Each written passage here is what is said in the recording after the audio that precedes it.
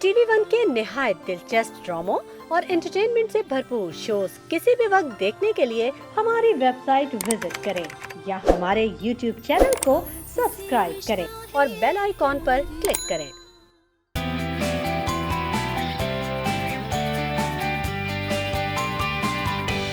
अस्सलाम वालेकुम, good morning Pakistan, कैसे हैं आप। और आज की मॉर्निंग तो वाकई बहुत मुस्कुराती सी है क्योंकि सुबह सुबह बारिश, ओफ क्या मौसम है सुबह सुबह। अच्छा, कौन कहता है कि सुबह सुबह बारिश में निकलने का दिल नहीं चाहता। वैसे बहुत से लोगों का होता है कि आई एम श्योर अभी भी जो है वो अपनी रज़ाइयों में घुसे हुए होंगे, या बहुत से लोग तो अपने आप पर स्वेटर्स पहन के बैठे हुए होंगे, देख रहे होंगे, खाली मौसम के नज़ारे ले रहे होंगे। लेकिन मैं सुबह जब उठी सबसे पहले मुझे टेंशन हुई, अरे मैं गाड़ी के लिए कॉल कर, सबसे पहले मैं रिजवान को कॉल की। मैंने कहा यार गाड़ी आ जाएगी, आज गाड़ी आ जानी चाहिए, क्योंकि एक अलग ही मज़ा होता है सुबह सुबह बारिश में आप निकल रहे हैं, ठंडा ठंडा मौसम है, आप आ रहे हैं ऑफिस में और फिर मैं रूबरू आपसे बात करूँगी। तो ये एक बहुत ही एक्साइटिंग फेस होता है मेरे लिए, मुझे बड़ा मज़ा आता है, मैं बहुत इन्जॉय करती हूँ। और आप लोगों के क्या हालात है, सर्दी लग रही है, इन्जॉय कर रहे हैं सुबह सुबह की चाय का कप या कॉफ़ी का कप, या किस किस ने जाके आज नाश्ते में अंडा पराठा खाया पठान के होटल पे, कौन कौन बताएगा। मैंने तो एंजॉय किया है, हमारी पूरी टीम ने एंजॉय किया है। जनाब, जब मौसम थोड़ा थोड़ा चेंज होता है, मौसम जब चेंज होता है तो हम कहते हैं कि हमें अपना ख्याल भी रखना चाहिए, हमें खाने में, अपनी डाइट में उन चीज़ों का इस्तेमाल करना चाहिए जो हमारे लिए सेहत के लिए अच्छी हो। वो हमें मौसम में जो बदलाव आता है वो उससे हमें महफूज रखें। जैसे कि जब हम कहते हैं कि सर्दियों में आपको ड्राई फ्रूट्स खाने चाहिए, या सर्दियों में हमें यखनी का इस्तेमाल ज़्यादा करना चाहिए। और सर्दियों में अक्सर ऐसा होता है कि जब आप होता है सर्दियों में उठते हैं सुबह सुबह तो आप उठ नहीं पाते, आपको सुस्ती सी फील होती है, हल्की हल्की सी आपको दिल चाहता है, आप थकन थकन सी महसूस होती है। हम कहते हैं अमूमन भाई कि ये मौसम की वजह से हो रहा है, लेकिन हर बार ऐसा नहीं होता कि ये मौसम की वजह से होता है। हम मौसम में हम अपने कपड़ों का ख्याल रखते हैं कि भाई हम गर्म कपड़े पहनते हैं, हम अपने आप को कवर्ड रखते हैं। जैसे कि आज मौसम इतना अच्छा है तो मैंने सबसे पहले अपनी क्लोजेट से आज वेलवेट कलेक्शन निकाली है। मैंने कहा कि आज मैं सनोवर सिद्दीकी की वेलवेट की कलेक्शन, जो लेटेस्ट कलेक्शन है उनकी वेलवेट की, आप देख सकते हैं, आज मैंने वो पहनी क्योंकि मौसम भी ऐसा है और ठंड भी हो रही है हल्की हल्की। तो मैंने कहा मैं भी अपना वही वार्डरोब सेलेक्ट करूँ जो अच्छा है हमारे लिए। तो जनाब, इस तरह से हमें अपना ख्याल भी रखना चाहिए। और जब हम ख्याल की बात करते हैं तो हमें अपने ऊपर, हमारी जो बॉडी चेंजेस हो रही होती हैं या हमारे मूड में या हमारी तबीयत में जो चेंज आ रहा होता है, हमें उस पर ख़ास नज़र रखनी चाहिए। ऐसा नहीं, कभी होता है कि हम कहते हैं कि यार सर्दियां हैं, हमारा वेट एकदम गेन हो रहा है। हाँ भाई, हो रहा होगा क्योंकि सर्दियों में हम बहुत ज़्यादा खाते हैं अक्सर, लेकिन नहीं, हर बार वजह सिर्फ खाना पीना नहीं होती, कोई और वजह भी हो सकती है। या फिर सडनली आपका वज़न गिरना शुरू हो जाए तो आप कहते हैं कि भाई हम डाइट कर रहे थे, डाइट का जो है असर नज़र आ रहा है। नहीं, एकदम से बैठे बिठाए ये चीज़ें नहीं होती हैं। आपको फोकस करना चाहिए, आपको ख्याल रखना चाहिए कि आपकी बॉडी में सडन चेंजेस क्यों आ रहे हैं। अगर आप लेथार्जिक महसूस कर रहे हैं, आपको सुस्ती सी हो रही है, आपका वेट एकदम गिर रहा है या वेट एकदम बढ़ रहा है, तो क्यों हो रहा है, हमें लाजमी जाके डॉक्टर से कंसल्ट करना चाहिए। हमें उनसे पूछना चाहिए कि भाई ये चेंजेस हमारी बॉडी में एकदम से क्यों आ रहे हैं। तो जनाब, जब हम बात करें चेंजेस की, तो बीच में भी हमने एक शो किया था PCOS पे, जो आप लोगों को बहुत पसंद आया था। तो आप लोगों ने बहुत रिक्वेस्ट की थी हमसे और मुझे कई मैसेजेस भी आए, DM भी लोगों ने किया कि भाई आप इस टॉपिक पे शो करें, इसके बारे में डिटेल्स बताएं। तो जनाब, आपकी पुरजोर इसरार पे, आपकी इतनी रिक्वेस्ट पे हम आज शो कर रहे हैं थायराइड पे। थायराइड क्या है? थायराइड एक ऐसा ग्लैंड है जो हमारे नेक के फ्रंट पे होता है, एक बटरफ्लाई टाइप का एक ग्लैंड होता है जो थायरॉक्सिन नाम का एक हार्मोन प्रोड्यूस करता है। और जब ये हार्मोन हमारी बॉडी में नहीं बनता, या ज़्यादा बनता है या कम बनता है, तो फिर हमें हाइपोथायराइड या फिर जिसे हम हाइपर थायराइड कहते हैं, वो डिज़ीज़ जो है वो हो जाता है। अब इस डिज़ीज़ से क्या डिफरेंट और हमारी बॉडी में मसाइल पैदा होते हैं, ये तो डिपेंड करता है, ये टेस्ट पे पता चलेगा आप पे कि जब आप टेस्ट करवाएंगे कि इधर आपको हाइपोथायरॉयड है या आपको हाइपर थायराइड है। इससे बॉडी में चेंजेस भी आते हैं, क्योंकि जब हमारी बॉडी में जो हार्मोन है थायरॉक्सिन का वो सही से प्रोड्यूस नहीं होता तो हमारी बॉडी में बहुत से डिफरेंट किस्म के चेंजेस होना शुरू हो जाते हैं, जैसे कि हमारी बॉडी फूलने लगती है या बॉडी कम हो जाती है, वेट गिरने लग जाता है आपका, या फिर बाज़ दफ़ा ऐसा होता है कि आपको सर में दर्द होना शुरू हो जाता है, सर भारी लगने लगता है, आपकी आइज़ पे, फेस पे सबसे पहले सामने आना शुरू हो जाता है कि आपकी आंखें जो हैं वो बहुत सोई सोई सी लगती हैं या फिर ड्रूपी ड्रूपी सी लगती हैं, कॉन्स्टिपेशन का मसला शुरू हो जाता है, आपको बाउल प्रॉब्लम जिसे हम कहते हैं उसमें गैस होने लग जाती है, या फिर आपको और दूसरे तरह के मसाइल का सामना करना पड़ता है। तो जिसे हम समझते हैं कि यार ये तो एक नॉर्मल रूटीन की बात है, हो जाता है, हमने कुछ खाने पीने में ले लिया होगा या हमने सही से नहीं खाया होगा, हम बहुत लाइट लेना शुरू कर देते हैं उसको। तो ऐसा नहीं है, यह आपको सोचने वाली बात है कि जब इतने प्रॉब्लम्स हो रहे हैं तो ये आखिर क्यों हो रहे हैं, पॉइंट आउट करना चाहिए उसी वक्त। यही हम मिस्टेक करते हैं, हम लाइट ले लेते हैं, हम उसको पॉइंट आउट नहीं करते, फिर जना वो मसला बढ़ते बढ़ते बढ़ते बढ़ते इतना बढ़ जाता है कि जब आप बिस्तर पे लग जाते हैं फिर जाके हम टेस्ट करवाते हैं, और जब टेस्ट करवाते हैं तो फिर उनका ट्रीटमेंट इतना मुश्किल हो जाता है कि हम समेत सब घर वाले परेशान हो जाते हैं। तो जनाब ऐसा नहीं करना चाहिए। आज हम बात करेंगे इसी बारे में, स्पेशली हम थायराइड के बारे में बात करेंगे कि थायराइड होने के सिम्टम्स क्या हैं, ऐसी कौन सी वजूहात हैं जिसकी वजह से ये होता है, आपको कैसे आइडेंटिफाई करना है आपकी बॉडी में ये चेंजेस थायराइड की वजह से हैं या नहीं हैं।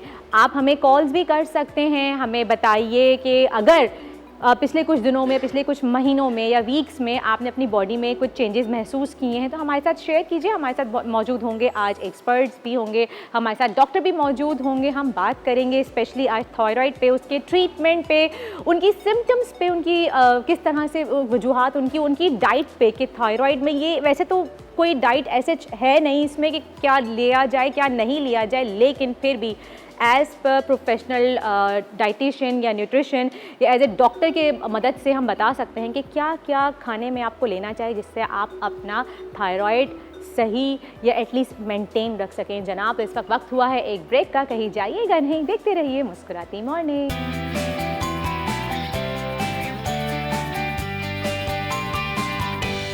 वेलकम बैक जनाब, आफ्टर द ब्रेक आप देख रहे हैं मुस्कुराती मॉर्निंग।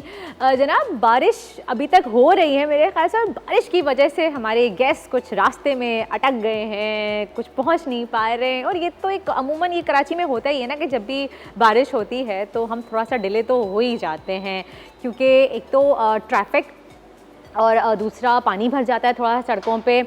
लेकिन मैं आप लोगों से एक बात कहूँगी कि बहुत एहतियात से ड्राइव कीजिएगा, बहुत ध्यान से ड्राइव कीजिएगा। इस वक्त सड़कें इतनी ख़तरनाक हो जाती हैं पानी पड़ने की वजह से कि खुदा ना खास्ता कोई भी हादसा हो सकता है। जब मैं सुबह आ रही थी ऑफिस के तो मैंने देखा कि एक बस उलट गई थी, तो उस वक्त बस अल्लाह खैर करे, बस एक दिल अजीब सा हो गया था कि मौसम अच्छा है, बारिश होती है, हम सब खुश होते हैं, हम सब बहुत इन्जॉय करते हैं, लेकिन हमें थोड़ा सा एहतियात करना चाहिए, हमें एहतियात से गाड़ी चलानी चाहिए, स्पेशली बाइक्स।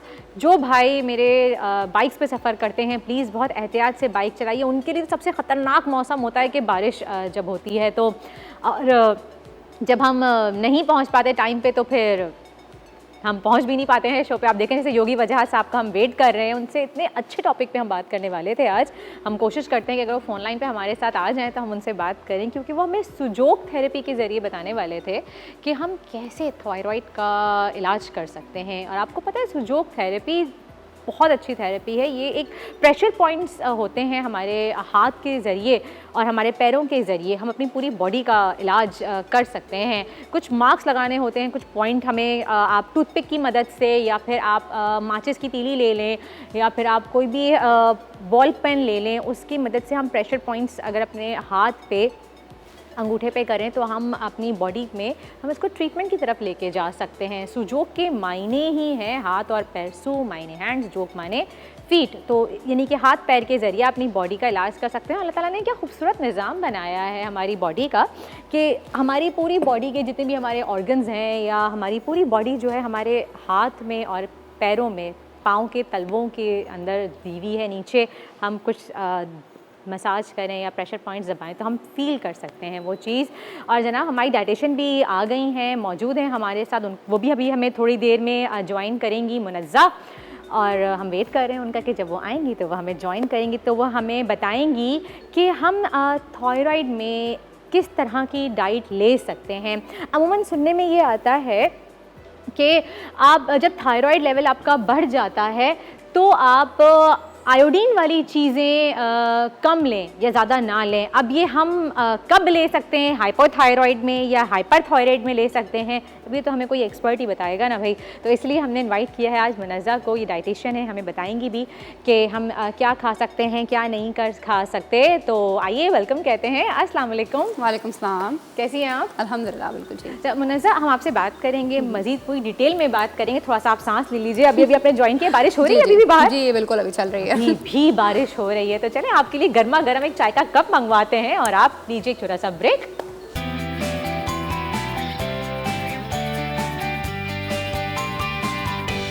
आ गए हैं हम ब्रेक से, अब चलते हैं मुनज़्ज़ा की तरफ और इनसे पूछते हैं। पहले तो एक कंफ्यूजन क्लियर करते हैं हम। मुनज़्ज़ा बताइए कि हाइपोथायराइड कौन सा होता है और हाइपरथायराइड कौन सा होता है? जी okay, thank you so much for inviting me first. और जो है हाँ, हाइपोथायराइडिज्म में बेसिकली होता है कि as it the name indicates कि हाइपोज में जा रहा होता है, लाइक अगर थायराइड ग्लैंड होता है हमारा, वो क्या होता है कि वो लेस सिक्रीशंस प्रोड्यूस कर होता है। लाइक अगर आप लैब टेस्ट को देखेंगे तो TSH आपका बढ़ा हुआ आएगा, फिर जब फर्दर T3 और T4 का जो वर्कअप कराते हैं तो उसमें वो लेस सिक्रीशंस होते हैं, तो इट इंडिकेट्स हाइपोथायराइडिज्म। सही है, यानी कि मेटाबॉलिक रेट स्लो हो जाता है टू दी, हाँ टू दी, तो उसमें आप पतले होना शुरू हो जाते हैं? नहीं, उसमें हम मोटे होना चालू हो जाते हैं जी, क्योंकि बेसिकली मेटाबॉलिक रेट जो होता है वो स्लो हो जाता है ना, जब मेटाबॉलिज्म ही स्लो हो गया तो फिर ज़ाहिर आपका वेट गेन फास्ट हो जाता है। तकरीबन समझ लें लाइक कितना स्लो हो जाता है कि तकरीबन 15 to 40% तक आपका मेटाबॉलिक रेट स्लो हो जाता है, तो फिर वेट गेन बहुत ज़्यादा होता है ऐसे लोगों में जिनको हम देखते हैं कि हाइपोथायराइडिज्म के जो कैंडिडेट्स होते हैं, जो पेशेंट्स होते हैं,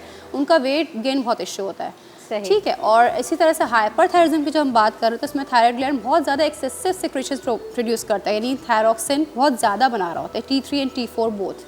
ठीक, तो उसके नतीजे में क्या होता है, मेटाबॉलिज्म बहुत फास्ट हो जाता है, हमारी जो नीड्स होती है 50 to 60% तक बढ़ जाती हैं। जब इतनी नीड्स बढ़ जाती है तो जाहिर है फिर वो क्या होता है कि मेटाबॉलिज्म फास्ट होने की वजह से बहुत लीन एंड थिन हो जाते हैं। और हम फिजिकली भी अगर पेशेंट को असेस करें तो पता चल रहा होता है, लाइक बल्जिंग आइज़ होती हैं, आइज़ बहुत ज़्यादा प्रोमिनेंट हुई भी होती हैं, बाहर को निकली हुई होती हैं, प्रोमिनेंट हो जाती हैं जी। और फेस बहुत में चीक्स मतलब लग रहे होते हैं, वेस्टेड जो फेस होता है ना वो एक क्लासिकल लग रहा होता है कि आपका जो है लीन एंड थिन है और BMI स्लो पीछे की तरफ जा रहे होते हैं, अंडर वेट की तरफ आप जा रहे होते हैं। ठीक है जी, अंडर वेट हो जाते हैं जिनको हाइपरथायराइडिज्म, जिनका थायराइड ग्लैंड बहुत ओवर एक्टिव होता है तो उसमें वो अंडर वेट होते हैं। यानी कि जब आपका हाइपरथायराइडिस का मतलब कि आपका वेट बढ़ना शुरू हो जाता है, आपकी आईज बहुत ज़्यादा प्रोमिनेंट हो जाती हैं, हाइपर में कम होता है, हाइपर में वेट कम होना शुरू हो जाता है और सिक्रीशंस बढ़ जाती हैं। अच्छा, हाइपर में वेट कम होता है? जी, वेट कम होना शुरू होता है क्योंकि मेटाबॉलिज्म फास्ट। ये बड़ी कंफ्यूजन है, लोग हाइपर में बहुत कंफ्यूज रहते हैं ना, ये कंफ्यूजन में भी होगी।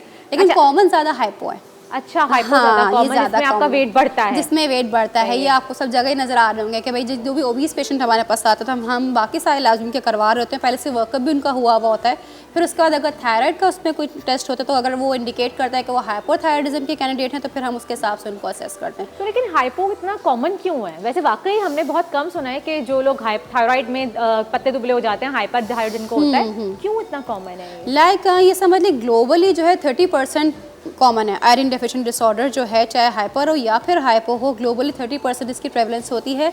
अननोन कॉजेज़ होते हैं, लाइक कोई इन्फेक्शंस भी हो सकते हैं, आपके थायराइड ग्लैंड में कोई ऑपरेशन हुआ हो, कोई ऐसी कोई चीज़ हो, या एनवायरमेंटल फैक्टर्स हैं, बहुत सारी चीज़ें उसको इंडिकेट करती है कि ये मसला हो सकता है, खुद ब खुद हो जाता है, जिससे हमारा प्रॉपर डाइट से कोई ताल्लुक नहीं कि अगर हम कुछ खा लेंगे तो ये हो जाएगा, ऐसा नहीं होता। इसमें क्या अनहेल्दी डाइट भी शामिल है जो हम ये जंक्स खा रहे होते हैं? हाँ, इसका रिलेशन इस तरीके से है कि अगर हम कोई हाइपोथायराइडिज्म का पेशेंट हमारे पास आता है और उसकी ईटिंग हैबिट्स वैसे ही बहुत ख़राब है, लाइक जंक फूड इंटेक बहुत ज़्यादा है, सेडेंटरी लाइफस्टाइल है, ये सारे अगर इश्यूज़ हैं तो फिर जाहिर है कि वो इन सब चीज़ों को मिला के एक और एडवर्स इफेक्ट प्रोड्यूस करता है, क्योंकि उनका मेटाबॉलिज्म रेट वैसे ही स्लो होता है ना। अगर स्लो होता है तो फिर क्या होता है क्योंकि वो ऑलरेडी बहुत जल्दी वेट गेन कर रहे होते हैं, फिर डाइट से मैनेज करना बहुत ज़रूरी है। एक और चीज़ मैं ऐड करना चाहूँगी, लाइक गोइट्रोजेंस जो होते हैं, चाहे हाइपरथायराइडिज्म हो या फिर हाइपोथायराइडिज्म हो, दोनों में गोइट्रोजन कंटेनिंग जो फूड्स होते हैं ना वो हम अवॉइड करवाते हैं। अब ये क्या होता है? हाँ, जैसे गोइटर नाम से है ये कि जो नेक की जो स्वेलिंग होती है ना, जहाँ आपने देखा होगा हाइपरथायराइडिज्म में जो नेक स्वेल हो जाती है तो उसको, हाँ बिल्कुल, तो वो गोइट्रोजेंस उनको कहा जाता है कि गोइटर से वो वर्ड निकला है गोइट्रोजेंस, खानों के हवाले से। आवाज़ भी कहते हैं कुछ कि आवाज़ भारी हो जाती है। हाँ, इन रेयर केसेस अगर वो बहुत ज़्यादा बढ़ गया है और स्वेलिंग ज़्यादा, तो फिर ज़्यादा वो कहने में डिफ़िकल्टी उनको हो रही होती है। पेन कभी कभार पेन यूजुअली पेनलेस होता है, लेकिन जो है आवाज़ कभी चेंज हो जाती है, लेकिन ये इतना कॉमन नहीं है। तो गोइट्रोजेंस जो होते हैं वो किस में होते हैं, लाइक उसमें बंद गोभी है और जो है फूल गोभी, शलजम, और अभी तो पीनट्स आई हुई हैं, सर्दियों का मौसम है तो पीनट्स की जो अगर कोई ज़्यादा खा रहा है, और इस तरह की चीज़ों में सोयाबीन है, इन सब में गोइट्रोजेंस होते हैं। नहीं, मूली इसमें नहीं, शलजम आता है। हाँ, शलजम आती है। तो ये सब क्या करते हैं कि हम इनको अवॉइड करवाते हैं। हाँ, अगर ये कुक्ड हैं तो खैर इतना कोई इशू नहीं है, लेकिन अगर आप रॉ ले रहे हैं इन चीज़ों को, सैलेड फॉर्म में नहीं, हाँ सैलेड फॉर्म में अगर तो फिर हम अवॉइड करवाते हैं, चाहे हाइपर हो या हाइपो। मुझे ज़हन में मूली आया क्योंकि सैलेड फॉर्म में ज़्यादा मूली खाते हैं। जी बिल्कुल, तो इन सब चीज़ों को हम अवॉइड करवाते हैं और ऐसा कोई इतना ज़्यादा नहीं होता है। हाँ, अगर वेट गेन हो रहा है, ये सारे मसले, तो फिर हम डाइट रिस्ट्रिक्ट करवाते हैं और हम टारगेट ये रखते हैं कि वीक में तकरीबन 1 से 2 पाउंड आपका लूज़ होना चाहिए। अच्छा, मुझे ये बताइए, जो अभी आपने बताया कि आपका ये नेक में जो स्वेलिंग आ जाती है, ये हाइपो में होता है? ये हाइपर में होता है। हाइपर में? जी, ज़्यादातर ये हाइपर में कॉमन होता है, क्योंकि वो थायराइड ग्लैंड बहुत ज़्यादा एक्सेसिव सिक्रेशंस बना के इनलार्ज हो जाता है। तो जब वो इनलार्ज हो जाता है तो उसकी स्वेलिंग बाहर से नजर आ रही होती है। सही, तो यानी कि हाइपर थायराइड में आपको अगर आपके नेक पे स्वेलिंग आ जाए तो आपने बंद गोभी, फूल गोभी, शलजम, इन चीज़ों का इस्तेमाल अवॉइड करना है। अच्छा, ये हाइपो के लिए भी हाइपो के, क्योंकि ये गोइट्रोजन कंटेनिंग फूड्स हैं। गोइट्रोजन कंटेनिंग फूड्स क्या करते हैं कि जो थायराइड ग्लैंड की नॉर्मल एक्टिविटी होती है उसमें वो इंटरफेयर कर रहा होता है, तो ये दोनों सूरतों में ही नुकसान है, तो फिर हम दोनों सूरतों में अवॉइड करवा रहे होते हैं। अच्छा, मुनज़्ज़ा कहते हैं ना कि डेयरी प्रोडक्ट्स भी आपको अवॉइड करने चाहिए इसमें? नहीं, not at all. In fact dairy की तो हाइपरथायराइडिज्म में नीड्स बढ़ जाती हैं। 3 to 4 कप्स आप ले सकते हैं हाइपर में ज़्यादा, क्योंकि वेस्टिंग की तरफ जा रहे हैं। ग्लाइकोजन स्टोर जो ग्लूकोज जो स्टोर होता है ना बॉडी में, वो ग्लाइकोजन की सूरत में होता है, तो फिर वो स्टोर्स डिप्लीट हो रहे होते हैं बॉडी से, वेस्टिंग की तरफ जा रहे होते हैं। कैल्शियम नीड्स भी जब बढ़ जाती हैं, तो इसलिए जब हाइपरथायराइडिज्म में हमारे पास जो पेशेंट आता है तो फिर हमको कहते हैं कि आप दूध का इंटेक ज़्यादा रखें। अगर जाहिर है इकोनॉमिकली वाइज अगर हम देखा जाए तो इतना ज़्यादा दूध कोई नहीं पी रहा होता, तो फिर हम सप्लीमेंटेशन पे भी जाते हैं कि vitamin A, vitamin D, calcium और फास्फोरस रिच उनको कोई डाइट दी जाए और फिर सप्लीमेंटेशन के साथ भी उनको पूरा किया जाए। सही, और सेम चीज़ ये हाइपो में भी होती है? हाँ, लेकिन वेट गेन इशू ज़्यादा होता है हाइपो में। तो फिर हम देखते हैं कि अगर उनकी नीड्स क्या है, तो 1 to 2 कप्स तो एवरेज सबकी नीड है। तो फिर हम low fat without sugar milk पे बताते हैं कि नीड आपकी पूरी हो, लेकिन आपको फैट ज़्यादा ना मिले, कैलोरीज बहुत ज़्यादा ना मिले। इसको थोड़ा सा फिर हम उसके हिसाब से मैनेज कर रहे होते हैं कि BMI कितना है पेशेंट का। अगर BMI 18.5 से कम है तो वो अंडरवेट हम कैटेगराइज करते हैं, और अगर 23 से ऊपर आ रहा है तो ओवरवेट, दैन ओबेसिटी, दैन सब क्लासेस, तो वो सब चीज़ होती है। फिर उसके हिसाब से हम उनको डील करते हैं कि क्या देना चाहिए। नहीं, पहले आपको आइडेंटिफाई करना है कि हाइपर है कि हाइपो है, तो पहले असेसमेंट, आप डाइट प्लान अपना बना सकते हैं। उनकी फिजिकल असेसमेंट देखते हैं, क्लिनिकल चीज़ें, फिर लैब्स जो उनकी हुई भी होती हैं वर्कअप, फिर हम उनसे चेक करते हैं। फिर उसके बाद हम उनको डाइट देते हैं और उनके गोल्स फिर हम सेट करते हैं कि भाई अगर हाइपो के कैंडिडेट हैं आप, तो फिर आपको जो है इतना इतना वेट लॉस अचीव करना है, क्योंकि जो है वो metabolic rate as I mention before के स्लो हो जाता है। कॉन्स्टिपेशन का इशू शुरू हो जाता है कुछ लोगों को, ये जो हाइपर में होता है। हाइपो में यूजुअली ज़्यादा होता है क्योंकि वो उनकी डाइट अगर किसी की वैसे ही ख़राब है, जंक्स बहुत ज़्यादा ले रहे हैं, बाहर का खाना, प्रोसेस्ड फूड्स ले रहे हैं, तो ये सब चीज़ों में क्या होता है कि फाइबर कम होता है ऑलरेडी। अगर फाइबर कम होगा तो फिर कॉन्स्टिपेशन के इश्यूज भी कर रहा होता है। सही, तो ये वाले मसले होते हैं। अगर हाइपो में कहते हैं कि फाइबर इंटेक ज़्यादा लिया फाइबर इंटेक को और बढ़ाएं ताकि वो वेट लॉस को प्रमोट करें ना बेसिकली, क्योंकि जो मुश्किल से वेट लूज हो रहा था तो उसको हम थोड़ा सा आसान बना रहे होते हैं कि अच्छी चॉइसेस लें और फाइबर इंटेक अपना बढ़ाएं डाइट में स्पेशली। सही, और फिर यही कहते हैं कि आप क्या मील्स भी हमें अपने 5 पोर्शंस पे डिवाइड कर देने चाहिए? बिल्कुल, देखिए 3 मील 3 स्नैक पैटर्न तकरीबन हम हर कंडीशन में ही बताते हैं ना, प्रिस्क्राइब करते हैं। वो इस वजह से क्योंकि इसका रोल बहुत अच्छा है, खासतौर पर मेटाबॉलिज्म अगर बढ़ाना होता है तो हम छोटे छोटे हिस्सों में खाने का ज़रूर कहते हैं कि 3 छोटे खाने हों। छोटे खाने से क्या मुराद है, यानी स्नैक, यानी 1 कप दूध हो गया, वो फ्रूट का 1 पोर्शन हो गया, या सैलड्स हो गए, या रोस्टेड चिकपीस हो गए, सारे क्या है स्नैक ऑप्शंस है। और 3 जो खाने जो हमारे टिपिकली जो होते हैं वो हैं नाश्ता, दोपहर खाना या रात का खाना। इससे क्या होता है, मेटाबॉलिज्म फास्ट हो जाता है। सही, मुनज़्ज़ा मज़ीद हम बात करेंगे आपसे हाइपो और हाइपर थायराइड की डाइट के बारे में, लेकिन एक ब्रेक का वक्त हो गया है, ब्रेक ले लेते हैं और ब्रेक के बाद हमें ज्वाइन करेंगी बिल्कीस आप अभी, तो स्टे विद अस।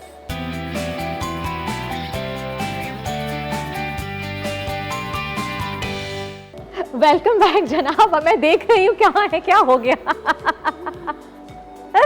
चलें जी, मैंने जैसे आपसे कहा था कि ब्रेक के बाद डॉक्टर बिल्कीस भी हमें ज्वाइन करेंगी, तो अस्सलाम वालेकुम। अस्सलाम वालेकुम, क्या हाल है? मैं बिल्कुल ठीक। आप सूखी सूखी आई हैं डॉक्टर बिल्किस।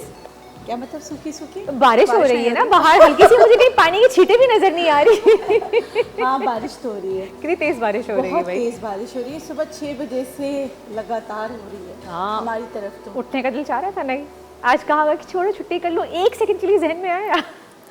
हाँ 1 सेकंड नहीं 5 सेकंड जहन में आता है ना। फिर कमिटमेंट है ना। ये बात तो है। मैं योगी वजाहत साहब को नहीं, मैं आप आइए अगले शो में, आपको बताऊंगी कि आपने गलत किया। कमिटमेंट है तो फिर हाँ, लेकिन मौसम बहुत अच्छा हो रहा था, सर्द हवाएं चल रही है और बारिश तो भी फुहार तो पड़ ही रही है। ये तो है, फुहार पड़ रही है। और आप, हम बताएंगे कि हम बात कर रहे हैं आपका, आप तो बहुत माशाल्लाह नेचुरोपैथ में हर बीमारी का इलाज बताती हैं, हमें रेमेडीज़ बताती हैं और बहुत सी हमें आप डिटेल इन्फॉर्मेशन भी देती हैं जिसके बारे में हमें नहीं इतनी नॉलेज होती है। तो आज हम बात कर रहे हैं थायराइड पे। मुनज़्ज़ा हमारे साथ ही, मुनज़्ज़ा ने हमें बताया कि थायराइड में हम कौन सी डाइट ले सकते हैं या नहीं ले सकते, हमें किन चीज़ों को अवॉइड करना चाहिए। तो आप बताइए, नेचुरोपैथ में थायराइड का ट्रीटमेंट है? बिल्कुल है। अगर स्टार्ट में देखिए होता क्या है, हमारे पास पेशेंट आते हैं 10 साल से वो एलोपैथिक मेडिसिन पे होते हैं, सही है। अच्छा, उसके बाद वो उस पर भी बहुत मिस्टेक कर चुके होते हैं। सबसे पहले इन्वेस्टिगेशन हमारे यहाँ है ही नहीं, थायराइड प्रोफाइल नहीं कराना, सिर्फ थायराइड स्टिमुलेटिंग हार्मोन TSH करा के डॉक्टर के पास भी जाते हैं। TSH आपका गड़बड़ बताता है, लेकिन थायराइड प्रोफाइल बताता है कि आप कहाँ स्टैंड कर रहे हो, आपको कौन सी दवाइयाँ देनी चाहिए। हमारी पैथी में अगर कोई दवा नहीं खा के आता है तो आपका थायराइड 98% ऐसा होता है कि वो दोबारा वर्क करने लगता है। 98% अगर उन्होंने दवा नहीं खाई है, कोई भी दवा नहीं खाई, यानी कि जो मेडिसिन आती हैं थायरॉक्सिन के नाम से आती हैं, वो आपको लेनी पड़ती हैं, एंटी थायराइड भी होती हैं, बहुत सारी दूसरी भी होती हैं, न्यूमर्कोजॉल भी होती है। फिर वो उसके हिसाब से अगर वो खाकर आते हैं तो, और फिर वो खाए हुए होते 6 साल 8 साल 10 साल, तो फिर हम मेंटेनेंस पे रखते हैं उनको कि जैसे कोई किसी भी रीज़न से अब वो दवाइयाँ उनको सूट नहीं कर रही या उनकी बॉडी एक्सेप्ट नहीं कर रही, या कुछ भी है जिस पे वो खुद कहते हैं कि अगर हम ये खाते तो सूजन हो जाती है, अगर हम ये खाते तो जो है बजाय फ़ायदा होने के हमें नुकसान होने लगता है। उस सूरत में फिर हम जो नेचुरोपैथी में होम्योपैथिक और हर्बल से फिर वो मेंटेन होता है। जैसे आप एलोपैथिक खाते हैं, इसी तरह आपको दूसरी पैथी की दवाइयाँ खाते रहना पड़ता है बहुत ज़्यादा लंबे अरसे तक। और कहते हैं लाइफ टाइम चलती हैं जी दवाइयाँ। फिर नहीं, एलोपैथिक में भी बाज़ औक़ात ऐसा होता है कि आप थायराइड की मेडिसिन ले रहे हो तो आपकी रीडिंग्स अच्छी आ रही हैं, काफ़ी अरसे तक अच्छी आती हैं, तो डॉक्टर उसको आस्ते से टेपर करके बाज़ औक़ात जो है एलोपैथिक में भी वो दवाइयाँ बंद करवा देते हैं। ये डिपेंड करता है टेस्ट पे कि अगर आपके हार्मोन्स जो है वो नॉर्मल उस पे आ गए हैं रेंज पे तो फिर ठीक है, इट्स फाइन। मुनज़्ज़ा, डाइट के जरिए हम थायराइड कंट्रोल कर सकते हैं? अच्छा देखिए, जैसे मैंने गोइट्रोजन से बात करी, उस पर हम रिस्ट्रिक्ट करते हैं पेशेंट को, फिर उसके बाद डाइट जो है ओवरऑल जो उनकी अगर ओबेसिटी है तो वो ट्रीट करते हैं। There is no as such diet to treat hypo या हाइपरथायराइडिज्म, बट हम रिस्ट्रिक्शंस बता सकते हैं, रिकमेंड कर सकते हैं, पोर्शन साइज उसके अकॉर्डिंगली फिर हम बता रहे होते हैं। उसके हिसाब से आप थायराइड कंट्रोल कर सकते हैं। हाँ, उसको रिवर्स नहीं कर सकते कि वो ठीक हो जाएगा बिल्कुल बगैर दवाई के, लाइक थायरॉक्सिन के या फिर एंटी थायराइड कोई भी जो मेडिकेशन जो ये जो बता रही है ये वाली चीज़ है, कोई भी आपको कुछ थेरेपी करनी होती है, सिर्फ होल डाइट के ऊपर डिपेंड नहीं करता। अच्छा, ये भी होता है ना, कहते हैं कि जब थायराइड आपको तो ज़्यादा आयोडीन वाली चीज़ें नहीं इस्तेमाल करनी चाहिए जी आपको? ये इसमें होता है जब आप हाइपोथायराइडिज्म के पेशेंट होते हैं, क्योंकि उसमें सॉरी हाइपरथायराइडिज्म के पेशेंट होते हैं जिनमें थायरॉक्सिन बहुत ज़्यादा बन रहा होता है, तो आयोडीन वाली चीज़ें हम रिस्ट्रिक्ट करवाते हैं कि वो कम लें, ताकि फिर वो उन मेडिकेशंस के साथ फिर वो इंटरेक्ट कर रही होती है ना, क्योंकि वो कम बनाने वाली होती हैं और हम ज़्यादा आयोडीन लेंगे तो फिर वो कोई फ़ायदा नहीं होगा। ठीक है, तो आयोडीन अगर ज़्यादा आपकी बॉडी में मिकदार में हो तो वो आपका थायरॉक्सिन हाइपरथायराइडिज्म में हम मना कर रहे हैं। हाइपर का मतलब है, देखिए बहुत आसान है। हाइपर का मतलब है आपकी गाड़ी बहुत तेज चल, हाइपर हुई है, बहुत ज़्यादा मेटाबॉलिज्म फास्ट हो गया बिल्कुल बहुत ज़्यादा। हाइपो का मतलब है कि बिल्कुल स्लो है। तो दोनों चीज़ को समझने की ज़रूरत है, क्योंकि यहाँ पर बहुत मिस्टेक करते हैं, कंफ्यूजन बहुत है, थोड़ी सी कंफ्यूजन। हाँ, मैं ऐड करना चाहूँगी, थोड़ी कंफ्यूजन इसमें भी होती है कि जो TSH होता है ना वो कम बन रहा होता है, तो कम किस में बनता है TSH? हाइपरथायराइडिज्म में। अब वो कम से हमारा मुराद है कि हाइपो होगा, और अगर बड़ा हुआ होता है, हाँ जी, अगर ज़्यादा TSH बड़ा हुआ आता है ना, TSH कराते हैं वो ज़्यादा आता है, तो इसका मतलब आप हाइपो के कैंडिडेट हैं। ठीक है। अगर TSH कम बन रहा होता है तो आप हाइपर के हाइपर यानी कि ऑपोजिट आप कर लें, आपने आसान अल्फाजों में ऑपोजिट कर लेना है कि अगर आपका TSH लेवल बढ़ा हुआ है तो अच्छा, इसका उसके मतलब साथ हाइपो फिर के पेशेंट T4 को भी देखना वो देखना होता है। अच्छा। उससे फिर ना तयन होता है कि आपको दवा कौन सी दी जी, जाए, और बिल्कुल। आपके सिम्टम्स भी होते हैं ना। डॉक्टर बिल्कुल सिम्टम्स बताएं आप इसके ना कि क्या अच्छा। सिम्टम, कैसे हम आइडेंटिफाई करें, क्योंकि हम तो कहते हैं कि भाई नॉर्मल मौसम की वजह से हम थकन थकन महसूस हो रही है, सुस्ती हो रही है। अच्छा देखिए, बात सिम्टम्स दोनों के सेम होते हैं, लेकिन जो सिम्टम्स दोनों को डिफ्रेंशिएट करते हैं ना, वो अगर आपका हाइपर होगा, आपका वेट कम होगा, आँखों पे प्रेशर आएगा, आँखों पे सर दर्द होगा, और ना बॉडी में खिंचावट पैदा होगी, एकदम से खिंचावट होगी, हार्ट बीट बहुत ज़्यादा तेज़ होगी, स्किन ड्राई होने लगेगी, तो ये होता है कि हाइपर की तरफ होता है। और हाइपर में आप बहुत लेज़ी हो जाएंगे, और उसके साथ क्या होगा, आपको हैवी मेंस्ट्रुएशन होंगे। ख़वातीन में मखसूस अयाम, वैसे तो हार्मोनल इम्बैलेंस दोनों में हो जाएगा, लेकिन मखसूस अयाम जो है वो प्रोलॉन्ग हो जाएंगे, ज़्यादा भी होंगे, और मतलब कि वो जो है उनका फ्लो ज़्यादा होगा। सही ना, स्किन ड्राइनेस दोनों में है। अच्छा, जो हाइपो के पेशेंट होंगे उनकी आवाज़ बदल जाएगी, उनकी आवाज़ जो है ना वो भारीपन आ जाएगा, और स्वेलिंग भी हो जाती है, मोटापा बहुत ज़्यादा होगा, बाल तो दोनों में गिरते हैं। हाइपर में दुबले हो जाएंगे जी, हाइपर में दुबले हो जाएंगे, हाइपो में जो है ना उसका अपोजिट होगा, आप मोटे हो जाएंगे, मोटापा स्लो हो जाता है, तो फिर वो मोटापा हो जाते हैं। और जो दोस्त वुमेन हुआ ट्राइंग टू कंसीव, उनको मसले होते हैं हाइपो में जो होती हैं, कंसीव करने के मसले, मिसकैरेजेस होने के चांसेस, प्रेगनेंसी है तो फिर वो है कि सी सेक्शन होने के चांसेस है, प्रीटर्म डिलीवरीज हैं, ये सारे इश्यूज होते हैं। हाइपरटेंसिव भी हो सकती हैं, बिल्कुल। डायबिटीज़ हो, एक ऑलरेडी ऑटोइम्यून डिसऑर्डर है, साथ में अगर ये भी हो, हाइपो भी हो तो हाँ फिर और इश्यूज हो जाते हैं, ब्लड प्रेशर रेज होने के चांसेस बढ़ जाते हैं, तो ये सारे इश्यूज होते हैं बिफोर कंसेप्शन भी, और कंसीव अगर हो जाए तो उसके बाद भी। तो बहुत क्लोजली मॉनिटर करना पड़ता है कि अपना वो हार्मोन या जो है एंटी थायराइड कोई मेडिकेशन है वो प्रॉपर तरीके से ले रही हैं, मॉनिटरिंग करना, उसकी डोसेज कम ज़्यादा करना, उसमें बहुत ज़्यादा क्रूशियल है। प्रॉपर डॉक्टर के पास ही आपको बिल्कुल जाना चाहिए, डॉक्टर उनके होते हैं बगैर कंसल्टेशन के खुद से कोई मेडिकेशन नहीं लेगी। सेल्फ मेडिकेशन तो हर केस में बहुत हार्मफुल है। सही है जनाब, एक ब्रेक का वक्त हो गया, ब्रेक लेके वापस आते हैं, मजीद बात करते हैं डॉक्टर बिल्किस मुनज़्ज़ा से।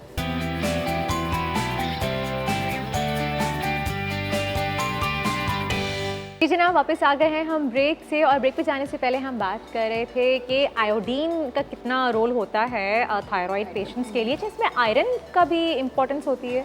हाँ बिल्कुल, जो आयरन डेफिशिएंट होते हैं ना पेशेंट्स हमारे, तो फिर उनमें क्या होता है कि आयरन डेफिशिएंसी क्या कॉज करती है कि जो सिंथेसिस होता है ना, यानी जो हार्मोन को बनाने वाली एबिलिटी होती है वो कम हो जाती है अगर कोई आयरन डेफिशिएंट होता है। अगर आयरन डेफिशिएंसी है, हाँ, अगर आयरन डेफिशिएंसी है तो उसको करेक्ट करना भी बहुत ज़रूरी है कि अगर कोई ऑलरेडी आयरन डेफिशिएंट है, चाहे वो B12 हो, फॉलिक एसिड हो या फिर आयरन हो, कोई सी भी डेफिशिएंसी इसको है तो साथ में उसको भी करेक्ट करें, और आयोडीन सप्लीमेंटेशन भी हो और वो भी हो, दोनों चीज़ें एक साथ होती हैं तो फिर वो इट विल वर्क बेटर। ठीक है, तो इसका भी एक रोल है कि उसको हम पहले असेस भी करते हैं कि जो हमारे पास हाइपो का आ रहा है या हाइपर का आ रहा है, अगर वो उसमें खून की कमी है तो पहले उसको भी करेक्ट किया जाए ताकि वो बेहतर तरीके से सिंथेसिस हो सके और चीज़ें स्मूथली चलें। सही, आप कुछ बता रही थी डॉक्टर बिल्किस कि इसमें आयोडीन थेरेपी होती है। नहीं, वो तो डॉक्टर करते हैं ना, थेरेपीज देते। देखें, जैसे गोइटर होता है जिसमें आपका जो है बिल्कुल नॉर्दर्न एरिया में ज़्यादा है, था पहले, अब तो वहाँ आयोडाइज नमक वगैरह सब इस्तेमाल करते हैं। ये हमारी वो पट्टी जो समंदर, साहिल समंदर से दूर है, मतलब समंदर से दूर जो है उस तरफ हर जगह गोइटर का ज़्यादा मसला होता है, तो फिर उधर जो उसमें जो है ना फिर उनको आयोडीन थेरेपी वगैरह दी जाती है। लेकिन कुदरत ने वहाँ एक बूटी रखी है, हर जगह जहाँ जहाँ पहाड़ी इलाके हैं वहाँ एक बूटी है जिसको सुमलो बूटी कहते हैं। सुमलो बूटी क्योंकि जब आपका जब गोइटर, जैसे यहाँ पे आपने अक्सर देखा होगा कुछ लोगों के बाहर निकला हुआ होता है, वैसे तो कुछ ऐसी बात नहीं होती है, पूरी ज़िंदगी वो उसके साथ गुजारा कर लेते हैं, लेकिन बाज़ औक़ात आँखों पे बहुत प्रेशर आता है। अच्छा, आँखों पे बहुत प्रेशर आता है और बाज़ औक़ात उसकी वजह से आँखें उबल भी जाती हैं। एक तो उसका ऑपरेशन करा लेना, ये क्लासिकल सिम्टम होता है हाइपरथायराइडिज्म, बिल्कुल हाइपर के, उसमें उनकी आंखें बाहर आ जाती। तो दो थेरेपीज आप लोगों के लिए बहुत अच्छी हैं, उन लोगों के लिए बता रही हूँ। बिल्कुल साहब, आपसे बात करते हैं, हम कॉलर भी लेंगे, कॉलर भी हमारे साथ मौजूद हैं, काफ़ी देर से वेट कर रही हैं। हेलो, अस्सलाम वालेकुम। वालेकुम अस्सलाम, क्या हाल है? जी बिल्कुल ठीक, आप कैसी हैं? अल्लाह का शुक्र है। मुझे डॉक्टर मिसेस कासिम बात कर रही हैं रावलपिंडी से। क्या नाम है उनसे भी? जी दोबारा बात कीजिएगा मिसेस कासिम, क्या कह रही हैं आप? मुझे तकरीबन 6 साल पहले गले में दर्द था तो पता चला कि मुझे थायराइड है। ओह सही, तो अभी आप तो मैंने डॉक्टर से चेक करवाया तो मेरा THS जो कुछ था वो मेरा माइनस पे था। तो मेरे हाथ भी कांपते थे, मुझे इनके आंसू थे, दिल की धड़कन बहुत ज्यादा तेज थी।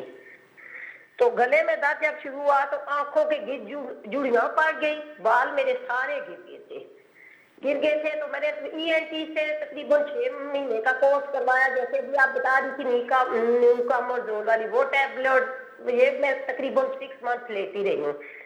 उसके बाद डॉक्टर साहबा मुझे तकरीबन 6 साल से कोई तकलीफ नहीं हुई, लेकिन मैं मोटी बहुत ज्यादा, मेरा 12 किलो वजन उस वक्त से अब तक ज्यादा है, वो कम भी नहीं हो रहा। हालांकि मैं डाइट वो करती हूँ, तो एक्सरसाइज करती हूँ, सब कुछ करती हूँ, लेकिन डॉक्टर साहब वेट कम नहीं हो रहा मेरा। इसके अलावा डॉक्टर साहब अब मेरा ये मसला है कि मेरे नाक से बहुत ज्यादा पानी आता है जब जैसे सर्दियाँ शुरू होती हैं, और गला बंद हो जाता है, खास करके रात के वक्त। डॉक्टर साहब ऐसे लगता है कि मेरी जुबान बिल्कुल खिंचाव शुरू हो जाता है, मैं वर्द अदा नहीं सही कर सकती। जैसे मैं अगर नमाज पढ़ती हूँ तो कुल्लो शरीफ में मुझसे वो अदा ही नहीं होती सही तरह। वर्द नहीं हो सकते रात और सुबह के टाइम, दिल को तकलीफ नहीं होती। अच्छा मुझे मुझे ये बताएं, आप वाकई बहुत तकलीफ में, लेकिन आपने अपना थायराइड प्रोफाइल दोबारा कराया 6 में? लेकिन डॉक्टर साहब कहते हैं कि अब आपका थायराइड बिल्कुल ठीक है। अच्छा, पहले माइनस पे था, अब 1 से ऊपर आ रहा है। मैं आपको बताती हूँ। नहीं, वो 1 पे आ रहा है। T3 T4 कितना है? उनकी रेंज आपने कराई है, दोनों की पूरा प्रोफाइल कराना होता है। हमारी सबसे बड़ी गलती सिर्फ TSH कराना है, प्रोफाइल नहीं कराते। आपने प्रोफाइल कराया है?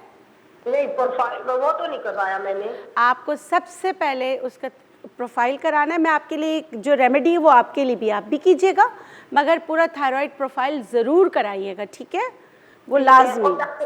आप मुझे ये भी बताएं मैं खुराक कौन सी लूं, क्योंकि मैं मोटी बहुत ज्यादा। मेरे 3 बच्चे हैं, मेरे ऑपरेशन से हुए थे, लेकिन उस वक्त मैं बिल्कुल एक नॉर्मल थी। तकरीबन मेरी हाइट है 5 फुट 7 इंच के करीब, और वेट मेरा 67-8 होता था। अब मेरा 82 के करीब है और कम भी नहीं हो रहा, वेट बहुत ज्यादा है। ठीक है, मैं आपको बता रही हूँ। चलिए शुक्रिया आपका कॉल करने का। अच्छा पहले तो आप करवाएं थायराइड प्रोफाइल टेस्ट पूरा, क्योंकि लिपिड प्रोफाइल वो एक अलग होता है और ये थायराइड प्रोफाइल टेस्ट अलग होता है। वो सिर्फ TCH का टेस्ट है, थायराइड स्टिमुलेटिंग हार्मोन, वो हम करा रहे होते हैं, ज़्यादा कॉमन होता है। लेकिन फिर जब पता चलता है तो फिर T3 और T4 दोनों करवाए थे, फर्दर वर्कअप होता है। यानी कि थायराइड प्रोफाइल का प्रॉपर एक टेस्ट होता है। सबसे पहले मेरी बहन आप वो टेस्ट करवाइए। अच्छा, इनके लिए एक और टेस्ट है करवाया हुआ। अच्छा, एक और टेस्ट है, जिस तरह ये कह रही कि उनके साथ जो दूसरे मसाइल हैं, आप पैराथायरॉइड हार्मोन भी कराएं, PTH भी कराएं, ताकि पता चले कि कैल्शियम की सप्लाई आपकी बॉडी में कैसी हो रही है। अच्छा। क्योंकि यहाँ पर वो चारों चीज़ें हैं, तो आपने पूरा देखना है। PTH भी कराएं, ठीक है? अच्छा, अब आपकी सारी सिम्टम्स एक बूटी ऐसी है जो दोनों, बल्कि तीनों के लिए, बल्कि चारों के लिए बहुत अच्छी है, वो है सुमलो बूटी। आपने लेना है सुमलो बूटी, मिल जाती है आराम से, पंसार से मिल जाती है, थोड़ी सी कड़वी होती है। सिर्फ इतना सा लेके ना, जैसे दंदासे की तरह इतना सा लेकर, बल्कि थोड़ा दिखा भी इसको क्लियर ना, सुमलो बूटी होती कैसी है ऐसी ना, ये देखिए इसका क्लोज शॉट बनाए दिखाएं कि सुमलो बूटी किस तरह की होती है, ताकि आपको पता चले। सही, ये स्टिक, ये स्टिक है इस तरह।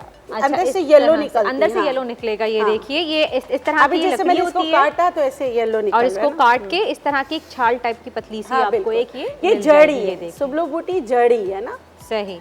अच्छा, वैसे तो ये एंटी कैंसरस भी है, इस पर बहुत बात हो चुकी है। मैं सिर्फ आप लोगों को बता रही हूँ जिनको ये मसले होते, दिल की धड़कन तेज़ रहती है, अच्छा सांस लेने में मसला होता है, वेट ज़्यादा हो रहा होता है, चाहे हाइपो हो चाहे हाइपर, कोई भी वजूहात हो, सर में शदीद दर्द होता है, मखसूस अयाम ख़राब होते हैं, ये बूटी लिए आपने अपनी अद्वियात नहीं छोड़नी, दवाइयाँ सिर्फ डॉक्टर आपसे छुड़वाएगा। आपने ये बूटी ली, इसको अपने दांतों के नीचे रख कर चबा लेना है, चबाते रहे, इसका कड़वा पानी आप पीते रहे, चबाते रहे, कड़वा पानी पीते रहे। 5 मिनट सोने से पहले आपने अब मुंह में रख के ये वाला अमल करना है, आपका जितना माउथ स्लावा जिसके साथ ये इसका जो पानी है वो आप पी लेंगे, बाकी ये बूटी आप निकाल के सो जाए। उसके बाद आपने पानी भी नहीं पीना, बहुत कड़वा होता है, बहुत सारे लोग होते हैं फिर वो पानी पीने की कोशिश करते हैं, ये नहीं करना। 1-2 दिन आपको इरिटेशन होगी, मगर इसके बेनिफिट्स मैं आपको बता दूं। सबसे पहले आपका मोटापा जाएगा, ये कहूँगी तो आप लोग ज़रूर करेंगे वरना आप लोग ने नहीं करना। तो आपने ये करके देखें। जिनको गले बहुत ख़राब रहते हैं ना थायराइड की वजह से, ऐसा लगता है 10-10 आदमी बोल रहे हैं, और हर वक्त ऐसा लगता है, बाज़ लोगों को ऐसा भी होता है थायराइड में कि वो खाना खाते हैं ना तो अटक जाता है, बार बार ऐसा लगता है जैसे खांसी शुरू हो जाती है, बहुत प्रॉब्लम में होते हैं। तो ये बूटी एक और कॉलर भी मौजूद है हमारे साथ, बाबर की कॉल है। हेलो, अस्सलाम वालेकुम। जी वालेकुम अस्सलाम जी। मैंने डॉक्टर साहब से ज़रा बात करनी थी। मिसेज मेरी हैं, उनकी एज है 57 ईयर्स जी, और उनको थायराइड का इशू है ऑलमोस्ट 4 साल से, और वो थायरेक्सिन खा रही हैं 3 सुबह निहार मुंह में, और उनका वेट 126 kg पर पहुंच गया है।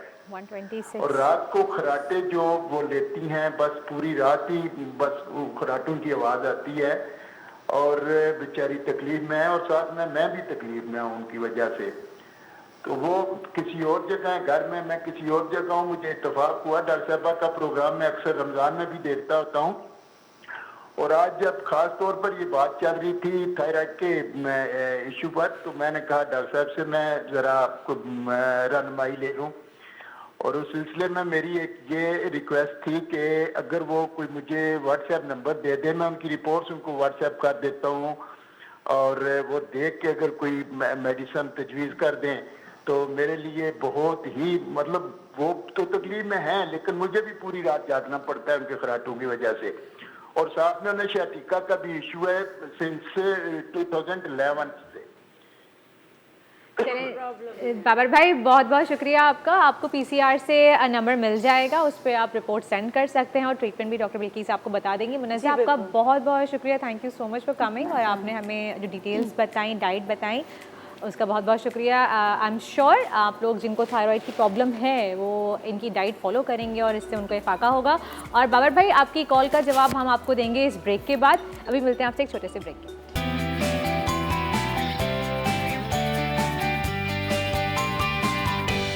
वेलकम बैक जनाब, आफ्टर द ब्रेक आप देख रहे हैं मुस्कुराती मॉर्निंग, और आज की मॉर्निंग वैसे ही मुस्कुराती हुई हो रही है क्योंकि बारिश हो रही है, इतनी मज़ेदार सी। और जनाब हम बात करें डॉक्टर बिल्किस से, जो कॉलर थे बाबर साहब हमारे, उनके सवाल का पहले आप जवाब दे दीजिए। अच्छा, पहले तो बाबर भाई आपने इतना क्यूट सा बोला कि खराटों का आपने बताया, वाकई आप भी तकलीफ़ में, आपकी वाइफ भी तकलीफ़ में।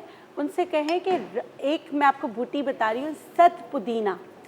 सत पुदीना जो है वो थोड़ा सा पानी में डाल के डाइल्यूट करें, उसका स्प्रे अपने कमरे में कर दें, उससे जो नॉस्ट्रल जो है वो खुली रहेगी। अच्छा, दूसरा आपने ये करना है, अजवाइन और रेत को गरम करके उतार दें 2 चम्मच, उसमें अजवाइन मिला लें। रेत बहुत अरसे तक गरम रहती है, ज़्यादा देर तक। हल्का सा किया, उसमें अजवाइन मिलाया, फिर उसको पोटली बना के ना, जिनको भी थायराइड है ये वाला इस तरह करके उसकी सिकाई किया कर, बहुत ज़्यादा फ़र्क पड़ेगा।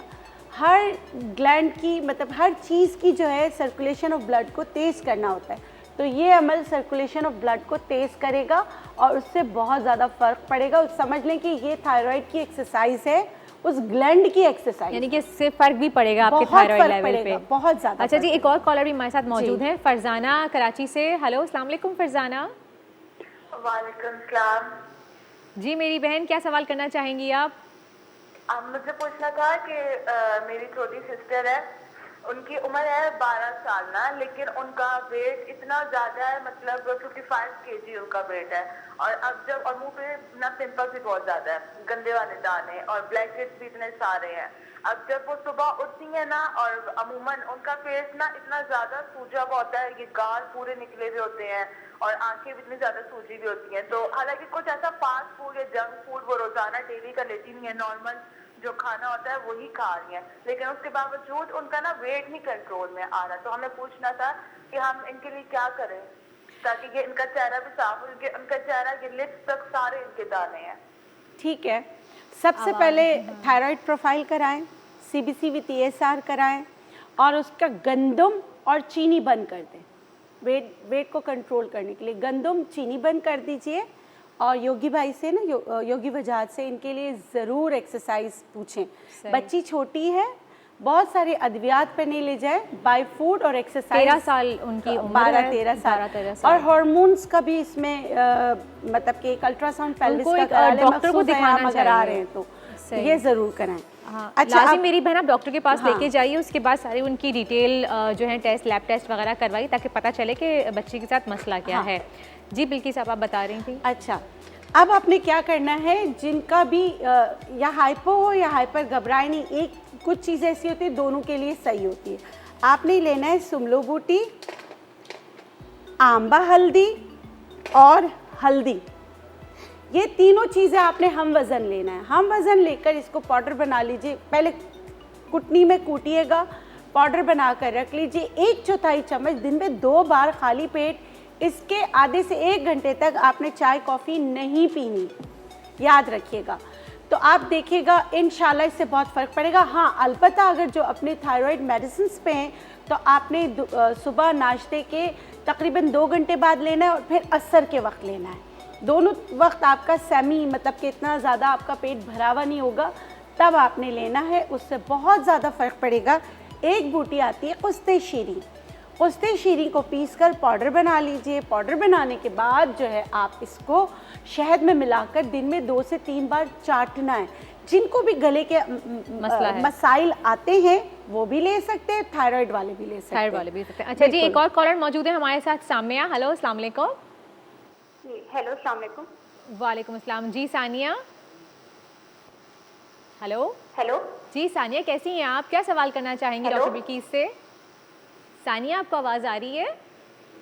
जी, मैं ये सवाल करना चाहती हूँ कि मेरी बेटी है, उसको पीसीओएस की तकलीफ है, उसका वजन भी बहुत कम हो रहा है और जो है बाल भी बहुत ज़्यादा गिर रहे हैं और जिस्म पे बहुत ज़्यादा बाल होते जा रहे हैं और जो ब्रेस्ट डेवलपिंग है ना वो बिल्कुल नहीं हो रही ना। नस्वानी वजन बहुत ना होने के बराबर है, 21 साल की उम्र। ठीक है, सही है, आपको हम उसका जवाब देते हैं। देखिए आप ऐसे कीजिए, एक बूटी आती है जिसे कहते हैं बिनोला, बिनोला कॉटन सीड्स जो होती है, बिनोला के बीज अच्छी तरह पीस के पाउडर बना लीजिए। पाउडर बनाने के बाद 1 चम्मच वो लीजिएगा, 1 कप पानी लीजिएगा, 1 कप दूध लीजिएगा। इसको इतना पकाइए कि वो जो पानी है वो ख़त्म हो जाए और ये खीर की तरह बन जाए। ये रात सोने से पहले अपनी बेटी को दीजिएगा। उस जो मसाइल आपने बताएं सबको हल करने में ये बूटी आपकी मदद करेगी। इसका इस्तेमाल आपने 3 महीने तक करना है, ठीक है? चलें जी, 3 महीने तक इस्तेमाल कीजिएगा, उससे ज़्यादा इस्तेमाल मत कीजिए क्योंकि ज्यादती भी हर चीज़ की बुरी है। अगर हम किसी को अगर मतलब इस बूटी ने काम करना है तो 3 महीने में आपको बहुत अच्छा रिजल्ट देगी, नहीं तो फिर आप 3 महीने के बाद 15 दिन के लिए रोक दीजिएगा, फिर दोबारा कीजिएगा। सही, चलें जी। अच्छा डॉक्टर बिल्किस, हम जैसे यूजुअली थायराइड के पेशेंट्स होते हैं, आप स्नैकिंग कर रहे हो तो पॉपकॉर्न्स वगैरह ले लेते हैं, मंचिंग कर लेते हैं, तो क्या ये सही है वक्त बेवक्त खाना थायराइड पेशेंट्स के लिए? वक्त बेवक्त कोई बात नहीं, खा लें, मगर पॉपकॉर्न नहीं खाना है, पॉपकॉर्न नहीं, मक्खी नहीं खाना है। देखिए ये भी आपके वो चीज़ें देखिए जो आपके हार्मोन्स को हिट करती हैं। जैसे हम नेचुरोपैथी में मैं कहती हूँ कि आपने बंद गोभी नहीं खाना, आपने पत्तों वाली सब्जियाँ नहीं खाना ज़्यादा। अच्छा, जो बाहर हमें देख रहे हैं वो केल भी नहीं खाएंगे, फिर पॉपकॉर्न भी नहीं खाएंगे। आप इस तरह की चीज़ें खाते हैं ना वर्दा बेटा, क्या होता है आपको खुद आपकी बॉडी बता देगी, आप सूजन एकदम से आ जाएगी, सर में दर्द एकदम से स्टार्ट हो जाएगा और बॉडी में क्रैम्प्स आपकी बॉडी रिएक्ट करना शुरू कर देगी, आपकी बॉडी खुद आपको बताएगी। एक और कॉलर मौजूद है हमारे साथ, नूरुन्निसा। हेलो, अस्सलाम वालेकुम। जी वालेकुम अस्सलाम। जी मेरी बहन, क्या सवाल करना चाहेंगी डॉक्टर बिल्किस से? हेलो हेलो, आवाज़ आ रही है? मैं नूरुन्निसा बात कर रही हूँ कराची से। जी नूरुन्निसा, मेरा मसला ये है कि मुझे थायराइड 2019 में हुआ था, एक गुठली सी साइड पे बनी थी, लेकिन मैं लियाकत में गई हूँ, उन्होंने बोला है आप इसको फ़ौरन ऑपरेशन करवाएं, इसकी दवाई कोई नहीं है। फिर मैं गई हूँ, मेरे पास नहीं थी, मैं फिर गई उधर जिना में, जिना वालों ने बोला कि अभी आपका इतना नहीं है। 1.7 थी, FNSC मेरा हो चुका है। अच्छा, उसमें क्या आया? FNSC में क्या आया? FNSC में 1.7 था, तो उन्होंने कहा कि आप इसका अभी आपका नहीं हो सकता। फिर मैंने दुरूद पाक पढ़ा है, उससे ये हो गया कि मेरे कम हो गई है, लेकिन अब फिर मेरी प्रेगनेंसी चल रही है। अच्छा, प्रेगनेंसी भी चल रही है। अच्छा, ठीक है। सही। Thank you so much for calling. Noorunnisa, कुछ सवाल करना चाहेंगी आप? अच्छा देखिए, नूरुन्निसा ने बहुत अच्छा किया कि जाकर उसका टेस्ट करा लिया। जब आपको अनयूजुअल यहाँ पर कोई इस तरह के नोट्स बन जाएं, कुछ इस तरह के आपको गुठलियाँ नज़र आएँ, तो प्लीज़ आपने वो ज़रूर चेक कराना है। अल्लाह ना करे थायराइड कैंसर की तरफ नहीं जा रहा हो, अल्लाह ना करे। और ज़रूरी नहीं कि हर गुठली जो है ना वो कैंसरस्ट हो। बाज़ औक़ात गले में टीबी की भी गुठलियाँ बनती हैं, तो इसको इग्नोर नहीं करना, किसी सूरत इग्नोर नहीं करना। और बाज़ औक़ात सर में जुएँ हो तो भी गुठलियाँ बन जाती, गला ख़राब हो तो भी बन जाती। लेकिन ये तयन कौन करेगा कि ये सही गुठली है या अल्लाह ना करे ये ख़राब गुठली है? डॉक्टर। ये सर में जुओं की वजह से भी गुठलियाँ हो जाती हैं? बिल्कुल, अगर सर में ज़ख़म हो जाती है जुओं की वजह से तो यहाँ पे पूरी गुठलियाँ बन जाती हैं। अच्छा। लिफ नोड्स होते हैं ना, जाहिर सी बात है आपके लिफ नोड्स जो है वो सूजन आ जाती है उनमें। सही। अगर आपके लिफ नोड्स किसी वजह से भी टॉक्सिक की तरफ जा रहे तो आपको डॉक्टर को ज़रूर दिखाना चाहिए। आपने दिखाया, अल्हम्दुलिल्लाह आप प्रेग्नेंट हो, तो ओबियस आपका थायराइड काम कर रहा है। अगर थायराइड ग्लैंड में कोई ख़राबी होती तो मिसकैरेजेस के चांसेस या प्रेगनेंसी होती ही नहीं। तो आप घबराएं नहीं, डॉक्टर के पे अमल करें, जो वो कह रहे हैं वो उसी तरह आप चलें। बहुत बहुत शुक्रिया डॉक्टर बिल्किस आपका, थैंक यू सो मच। जनाब से वक्त हो गया है एक ब्रेक का, आप मत कहीं जाइएगा क्योंकि ब्रेक के बाद हमें ज्वाइन कीजिए और फिर हम मिलाएंगे आपको योगी वजाहत से।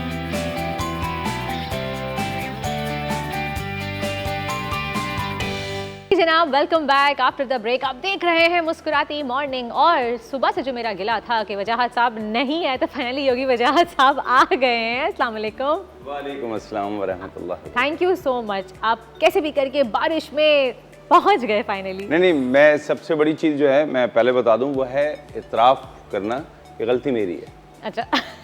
वो बाकी मामला तो दूसरे हैं ना, हम फ़ौरन कह देते हैं नहीं, मैं तस्लीम करता हूँ कि आज मुझसे ज़्यादा थोड़ी सी देर हो गई, माफ़ी चाहूँ। नहीं कोई नहीं। अच्छा मुझे ये बताएं, हाँ असल में हम लोग ये चाह रहे थे, आप हमारे लिए बहुत रिस्पेक्टेबल है और आपका होना असल में आज के शो में मैं चाह रहे थे हम लोग की ज़रूरी इसलिए है क्योंकि आप आज हमें सुजोग थेरेपी से बताएंगे कि थायराइड का ट्रीटमेंट कैसे किया जाए और इसको प्रॉपर ट्रीट किया जाता है सुजोग थेरेपी के ज़रिए, और ये क्योरेबल भी है, ख़त्म भी हो जाता है, थायराइड सही भी हो जाता है।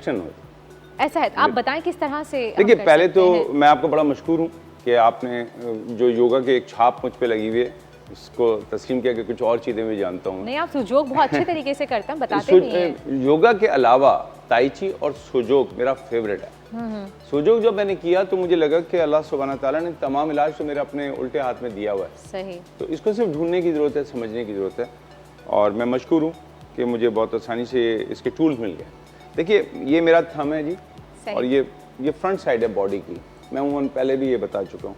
तो आज मैंने थंब को ज़्यादा फोकस कर दिया, इस पर अपना चेहरा भी बना दिया, अपना तो नहीं एक बना दिया, चेहरा बना दिया। अगर आप जरा फोकस करेंगे ना, अगर बहुत बिल्कुल क्लोज शॉट बनाएंगे तो हमारे व्यूअर्स को समझ में भी आ जाएगा, करेंगे तो ये पता चल जाएगा। हाँ, और आइडिया भी हो जाएगा कि किस तरह से बड़े मजे की चीज़ है। बहरहाल इसको हम इस तरह देख लेते हैं कि हमारा जो अंगूठे का ऊपरी हिस्सा है ये हमारे फेस को रिप्रेजेंट करता है।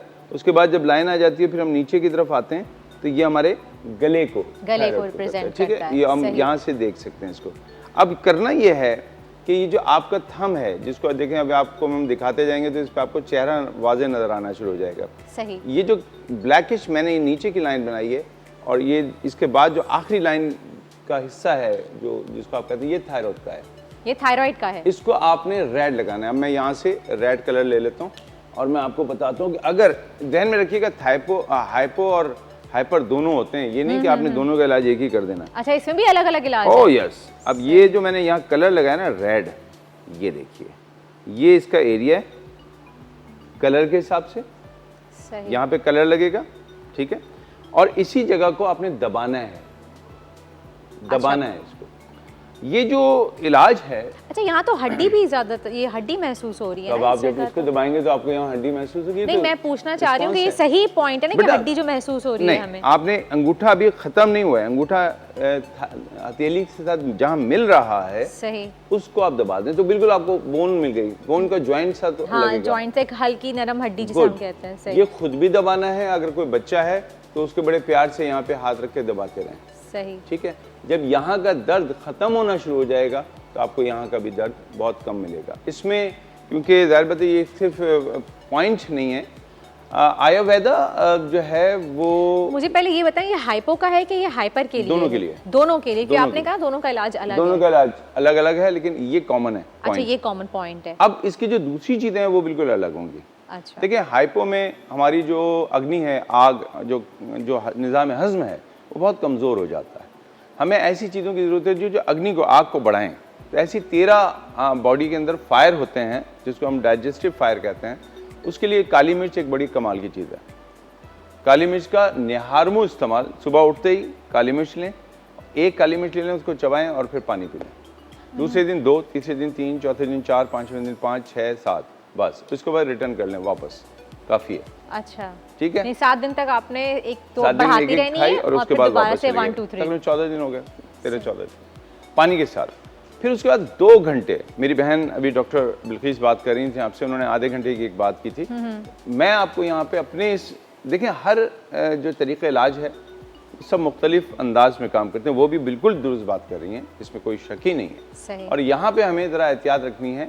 तो 1.5 से 2 घंटे तो मैं कहूँगा कि आपने कुछ नहीं खाना। सही। वजह साहब एक कॉल भी ले लेती हूँ मैं। निदा की कॉल है खुशाब से। हेलो, अस्सलाम वालेकुम।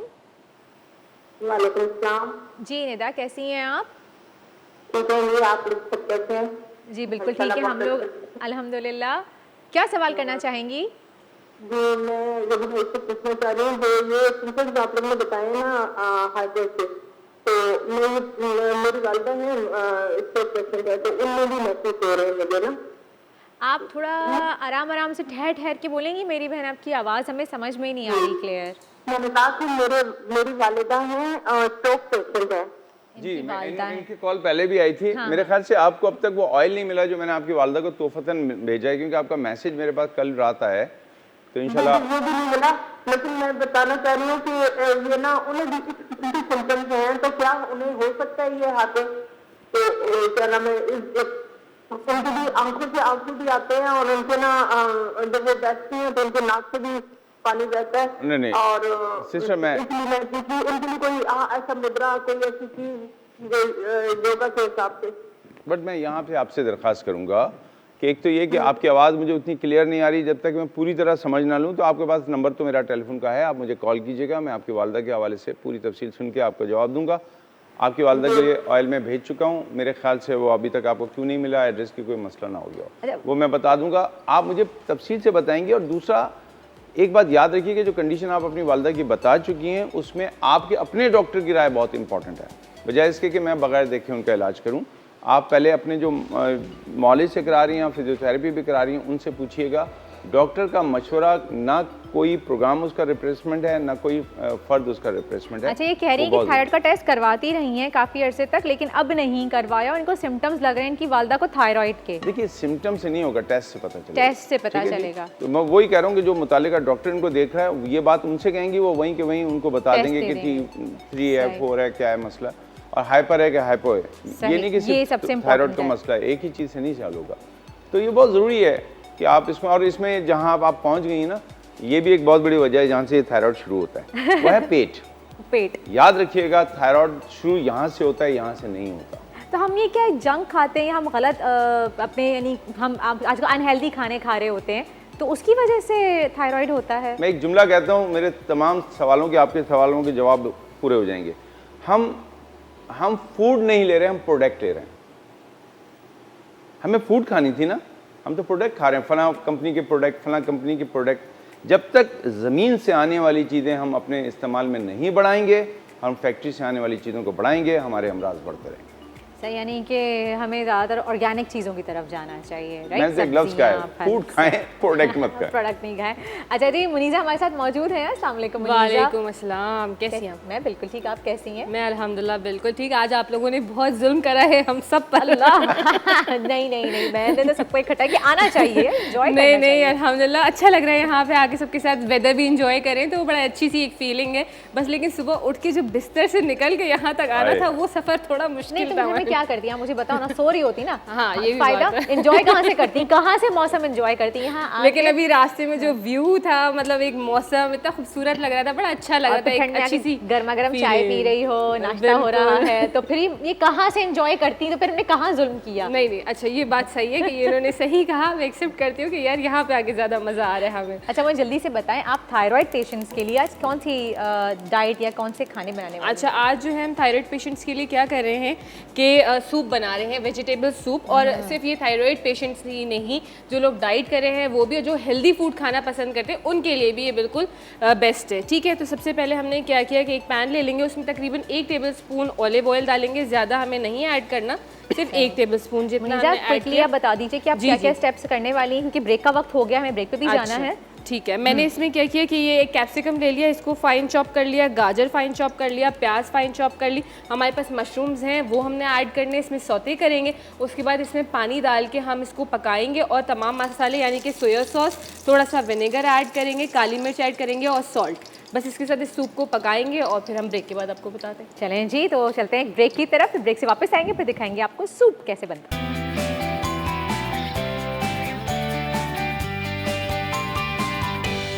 Welcome back after the break. और जनाब आप देख रहे हैं मुस्कुराती मॉर्निंग, और मुनीज़ा बना रही हैं वेजिटेबल सूप। थायराइड जिनको है वो ये अपनी डाइट में ले सकते हैं, और अगर वेट लूज़ करना चाहते हैं तो भी आप ये सूप ले सकते हैं, लेकिन मेक श्योर इसमें आपने कैबेज या यानी कि बंद गोभी और फूल गोभी का इस्तेमाल नहीं करना। मुनीज़ा ने इसमें सिर्फ कैप्सिकम यूज़ की है, मैंने कैरेट यूज़ किए, अनियन यूज़ किए और मशरूम्स यूज़ किए। मशरूम्स आपको पता है बहुत ही हेल्दी है इस चीज़ के लिए, तो हमने मशरूम्स ऐड करें इसमें, तो वेजिटेबल मशरूम सूप बन रही है। सही, तो आप सूप बनाइए, जब तक हम चलते हैं योगी वजह से आपके पास। आपने सुजोग के ज़रिए तो हमें बताया कि हम कैसे थायराइड को ट्रीट कर सकते हैं, लेकिन योगा के ऐसे कुछ पोस्चर्स हैं जिसमें हम थायराइड से महफूज रह सकते हैं या उसके सिक्योर हो सकते हैं? बिल्कुल, जिसमें गर्दन की एक्सरसाइज बहुत इंपॉर्टेंट है। हम गर्दन की जितनी एक्सरसाइज करते हैं कंठ उसका बड़ा फ़ायदा होता है, लेकिन इसमें एक मुद्रा, एक ब्रीजिंग और एक लॉक बंद बड़ा कमाल देता है। जो लॉक है उसको कहते हैं जालिंदर बंद। अच्छा, गहरी सांस लेने के बाद सांस निकाल के गर्दन को यूं नहीं करना, यहाँ ला के थोड़ा सा रोक दें, फिर जब आपकी डबल चिन निकलती है, हाँ यहाँ बस हल्का सा रोकना है, दबाना है।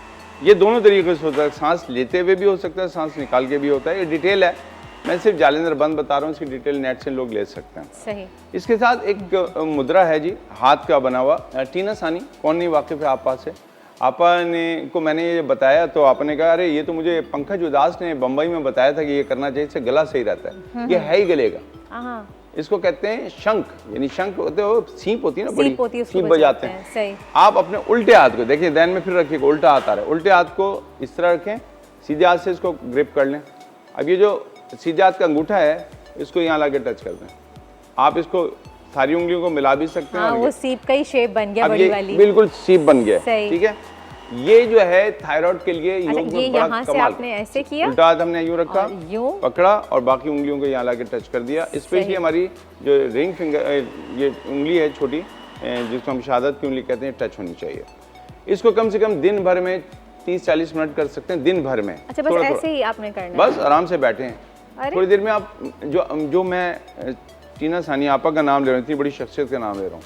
आपा ने कहा कि जब मैं ये करती हूँ तो मुझे लगता है जैसे यहाँ से कोई चीज़ लुआब से गिर के ना गला साफ हो रहा है, खुल रहा है। तो कहती है मुझे एक मेरे साजन ने कहा कि आपा आपकी जो लय है वो बिल्कुल वैसी है जैसे आप शुरू में करती थी, सिंग करती थी।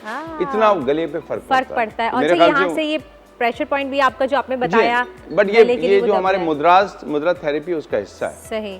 और कितनी देर तक करना है? दिन भर में 30-35-40 मिनट कर सकते हैं, दिन भर में। अच्छा, दिन भर में, लेकिन जितना भी ज्यादा वक्त मिल जाए कर लें, लेकिन बहुत ज्यादा नहीं करना है। ये किन के लिए? जो उस्ताद हैं, जो गुलकार हैं, जिनको थायराइड है, चाहे वो हाइपर दोनों में से, वो कर सकते हैं। जिनका गला दर्द कर रहा है, या जो कारी हैं, जो गले से मुअल्लिम हैं, जो लोग बोलते हैं, इवन आपके लिए भी बहुत मुनासिब है। ये गला खोलता है। अभी भी आप ये करें तो आपको लगेगा थोड़ी देर के बाद जैसे यहाँ का मसाज हो गया। ठीक है जी। इसी तरह हमारी उजाए ब्रीदिंग है, ये कमाल। ये आप कर सकते हैं आराम से दिन में कभी भी, आप टीवी देखते हुए कर सकते हैं, आप नॉर्मल बैठे हुए काउच पे अपनी, तो आराम से आप कभी भी कर सकते हैं अगर आप चाहते हैं कि आपकी आवाज़ सुरीली बने या अगर आपको गाने का शौक है। जब बिल्कुल आप इस तरह लगाएंगे तो आपकी आवाज़ में एक ऐसा सुरूर आएगा जिसमें आपको लगेगा मैं आज से शुरू कर रही हूँ। मेरे उस्ताद मोहतरम राहत काज़मी साहब, आवाज़ कमाल की है। बहुत। तो गला जब साफ़ होता है, आपके जो मसल्स साफ़ हो जाते हैं, लेकिन मैं फिर वही बात कहूँगा जहाँ से मैं अब कह रहा था कि ये पेट का मामला है। खुदा के लिए अपनी ग़िज़ा का ख्याल रखें और ग़िज़ा में चटखारों से ज़्यादा ग़िज़ा की तरफ, ग़िज़ाइयत की तरफ आना चाहिए। कॉन्स्टिपेशन नहीं होना चाहिए, क्योंकि जो गंद हमारे पेट में रुकेगी फिर हमारी बॉडी उसी को यूटिलाइज़ करती है। हमारा जिस्म का कोई भी जो ग्लैंड्स है वो इसलिए नहीं बना कि वो ख़राब हो जाए, उसको ख़राब करने के लिए बड़ी मेहनत करना पड़ती है, बेवक्त खाना खाना पड़ता है, मेहनत नहीं होती, पूरे वक्त जागना पड़ता है। गरीब आजकल आदमी कहाँ इतनी अफोर्ड कर सकता है भाई, जगह जगह जाके आइसक्रीम खाए, चटनी खाए, ये बड़ी मेहनत का काम है। अल्लाह माफ़ करे, हमसे तो नहीं होता, हम तो पढ़ के सो जाते हैं जल्दी। अच्छा, मुझे ये बताइए कि सुजोक में अगर कॉन्स्टिपेशन का प्रेशर पॉइंट कौन सा है, आप कौन सा पॉइंट प्रेस करते हैं? ये हमारा पेट है। सही। अगर कॉन्स्टिपेटेड बंदा है कोई, तो उसको इस तरह रोटेट करके यहाँ पे उंगली लानी है। कहाँ पे? यूं। अच्छा, ये रिंग फिंगर और ये सेंटर फिंगर के बीच में? क्योंकि ये हमारी आते हैं ना। सही। तो हमें यहाँ से लाके उस ट्रैक पे लाके ख़त्म करना है। सही। और अगर किसी को लूज मोशन लग रहे हैं तो इसका अपोजिट चलेगा। अच्छा, तो ये चलना किस तरह से, क्लॉकवाइज? पहले यहाँ से शुरू किया, यहाँ लाए और फिर यहाँ लाके ख़त्म। अच्छा, और अगर मोशन लगे हुए तो उल्टा? इसका उल्टा चलेगा। और ये कितनी देर तक करना है आपने? ज़्यादा मेरे ख्याल से वैसे तो प्रेशर से करना होगा, लेकिन इसके राउंड आप अगर लगा लें तो मैं कहूँगा आपको 5 से 10 राउंड लगा लिया। 5 से 10 राउंड लगा लें। सही। चलें जी, ये तो बहुत ही एक अच्छा नुस्खा बता दिया। एक डॉक्टर बिल्किस ने बताया था कि अगर आपको कॉन्स्टिपेशन रहता है तो आप कैस्टर ऑयल अपनी नाक में डालें तो वो बहुत, और वाकई वो बहुत इफेक्टिव है। हमें कॉल्स भी आई हैं और एक तरीका हो गया। तो जनाब चलते हैं किचन में। कहाँ तक पहुँचा सूप भाई? सूप हमारा डाना है बिल्कुल ही, ठीक है। मैं एक दफ़ा रिकैप दे दूं, मैंने क्या किया कि 1 टेबलस्पून ऑयल लिया, उसमें अनियन, प्याज फाइन चॉप डाली, गाजर फाइन चॉप डाले, शिमला मिर्च फाइन चॉप डाली, मशरूम्स डाले, इन सबको सौते किया, ठीक है। जब इसमें से एक अच्छी सी खुशबू आने लगी और थोड़ा सा कलर इन्होंने लाइट से चेंज किया तो हमने इसके अंदर पानी ऐड कर दिया। लास्ट में हमने इसके अंदर 2 टेबलस्पून सोया सॉस ऐड किया, 1/2 टेबलस्पून हमने विनेगर यानी कि सिरका शामिल करा, काली मिर्च थोड़ी सी डाली और थोड़ा सा नमक ऐड किया जितना हमें हस्बे जायका चाहिए। और बस हमारा सूप देखें बिल्कुल तैयार है। कितना खूबसूरत लग रहा है, बहुत यम्मी भी होता है, ज़बरदस्त। और मुनीज़ा जल्दी से हम ओट्स चीला भी बना लेते हैं। ओट्स चीला की रेसिपी मैं बता दूं, मैंने क्या किया कि ड्यूरिंग द ब्रेक मैंने फ्राइंग पैन में ड्राई रोस्ट ओट्स को कर लिया। जो नॉर्मल इंस्टेंट ओट्स आते हैं उनको ड्राई रोस्ट कर लिया, उसको इस तरीके से ग्राइंड कर लिया, ठीक है। वो इसमें शामिल करेंगे हम, ठीक। 1 कप मैंने ओट्स लिए थे, गाजर मैंने कद्दूकश कर ली है, ठीक है। ये ओट्स के इसमें ही डालेंगे? ओट्स में डालेंगे बिल्कुल, ठीक है, क्योंकि ज़ाहिर है हम हेल्दी वर्जन पे जा रहे हैं तो ऑब्वियसली हम थोड़े से वेजिटेबल्स भी लेना। प्याज हमने तकरीबन आधी फाइन चॉप करी है, वो शामिल करेंगे इसमें, ठीक है। हरा धनिया जाएगा इसमें, वाओ, ठीक है। और इतना मज़े का बनता है, वही बात है कि आप तवा गरम पे लगा दूं ताकि जल्दी जल्दी हम, ठीक है, बना लें। आप लाल मिर्च शामिल करेंगे 1 टीस्पून, हल्दी 1/2 टीस्पून, गरम मसाला powder 1 tablespoon, chaat masala powder 1 tablespoon, garlic powder आप ऐड करना चाहते हैं अगर आपके पास है कर दें, वरना गार्लिक पेस्ट ऐड कर दें 1 टीस्पून, ठीक है। थोड़ा जा रहा है इसमें लेमन जूस, उसको फ्लेवर बहुत अच्छा देगा और थोड़ा सा आपके टेस्ट बड्स को भी जो है वो थोड़ा अच्छा लगेगा खाने में, ठीक है। साथ में काली मिर्च जा रही है 1 पिंच। इन तमाम चीज़ों को जो है हम पानी के साथ हल कर लेंगे, मिक्स कर लेंगे, ठीक है। अच्छा, आपने इतना पानी इसके अंदर शामिल करना है कि एक ये रानी सा बैटर हमारा बन जाए जो हम इसके ऊपर पोर करेंगे। रानी बनाना है बैटर? रानी बनाना है बिल्कुल, ठीक है। आजाद भाई आप आएंगे यहाँ पे, टेस्ट करेंगे? इतने मज़े का सूप बनाया मुनीज़ा ने, इतनी अच्छी खुशबू आ रही है। और ये देखें, अच्छा ये बहुत थिक नहीं है सूप ना? अच्छा, इसमें हमने कोई कॉर्नफ्लावर ऐड नहीं करा, कुछ भी ऐड नहीं करा, थोड़ा सा जो है वो, ये आप टेस्ट करके बताएं। हम आज मैं वजाहत भाई को टेस्ट करवाऊंगी। आप जब ये कह रही है बड़ा खूबसूरत लग रहा है तो मैं सोच रहा हूँ खूबसूरत देखने का थोड़ी है, तो टेस्ट करना है, खूबसूरत भी है। नहीं, वाकई ये खूबसूरत है, वाकई ये खूबसूरत है। बहुत अच्छा है जी।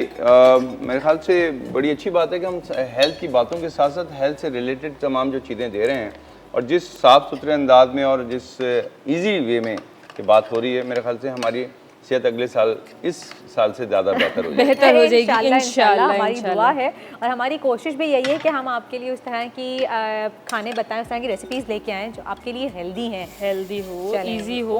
अब ओट्स की वजह से देखें ना, ओट्स इतनी कमाल की चीज़ है, गो के ये अजनास में से है लेकिन ये गंदम के मुकाबले में बहुत सेफ़ है। और जिन लोगों को गंदम से या आटे से एलर्जी है या बहुत सारे साइड इफेक्ट आते हैं उसको मना करते हैं। वो ओट्स ले सकते हैं, ओट्स को दोनों तरीके से ले सकते हैं। इस तरह पराठा भी बना सकते हैं इसका शायद।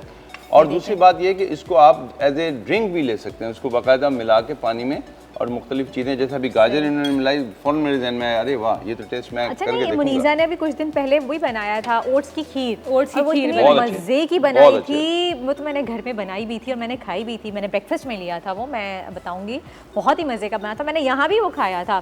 तो यही बात है कि हम हेल्दी वर्जन की तरफ जा रहे हैं। सही। अच्छा, ये कितनी देर लगती है मुनीज़ा इसको बनाने में? बस ये देखें डन है, ये एक साइड से इसको हम फ्लिप चले हो जाता है। नजर लग गई, मेरी नजर लगी, बड़ी देर से नजर है उसमें। आपको भूख तो नहीं लग रही? बिल्कुल जी, बिल्कुल। मैं अभी नाश्ता नहीं करता। एक साइड से डन हो गया। बनाते हैं। हाँ सही। ये मैं प्लेट हाथ में लेके खड़ी हो जाती हूँ कि जल्दी से भाई ये ओट्स चीला हमारा तैयार हो जाए, मैं और वजह साहब दोनों मिलके टेस्ट करेंगे इसको। ज़बरदस्त। तो ये बहुत हेल्दी भी है। अच्छा, ओट्स के हवाले से मैंने ये भी पढ़ा है कि आप जब ओट्स हम लेते हैं तो हमारी बॉडी से जो है ये बैड फैट जो होता है वो लेके निकलता है साथ में। ये क्लिंजिंग का काम करता है, डिटॉक्सिफिकेशन के लिए हम इसको इस्तेमाल और बहुत अच्छा फाइबर का सोर्स है, प्रोटीन का बहुत अच्छा सोर्स है हमारे लिए। तो इसको आप मतलब ज़रूरी नहीं है कि अल्लाह ना करे आपको कोई इस तरह की बीमारी है तो ही आप कंज्यूम कर रहे हैं, आप नॉर्मल हेल्दी डाइट में भी इसको कर सकते हैं और बच्चों के लिए बेस्ट है। आपको पता है जौ एक और काम करता है जिसको अगर मैं बता दूं तो एंटी एजिंग में सब करेंगे, रंग गोरा करने का काम बड़ा अच्छा करता है। इसका आटा जो है वहाँ लगा लें जहाँ पे। अच्छा, ओट्स चीला जरूर ट्राई करें। गरम बहुत है, कोई बात नहीं, सर्दियों में इसका मजा ही। और सर्दियों में और बारिश, बाहर बारिश हो रही है, यहाँ भी थोड़ा सा खुला छोड़ देना चाहिए ना हमें, ताकि आइडिया। वाह वाह वाह, कैसा लगा? इंसान की ज़बान पे 6 जायके होते हैं और इसने जाके मेरे 4 जायकों को टच किया। और अभी हम सूप भी टेस्ट करवाएंगे आपसे, लेकिन जनाब वक्त हो गया है एक ब्रेक का। आपसे मिलते हैं एक छोटे से ब्रेक के बाद।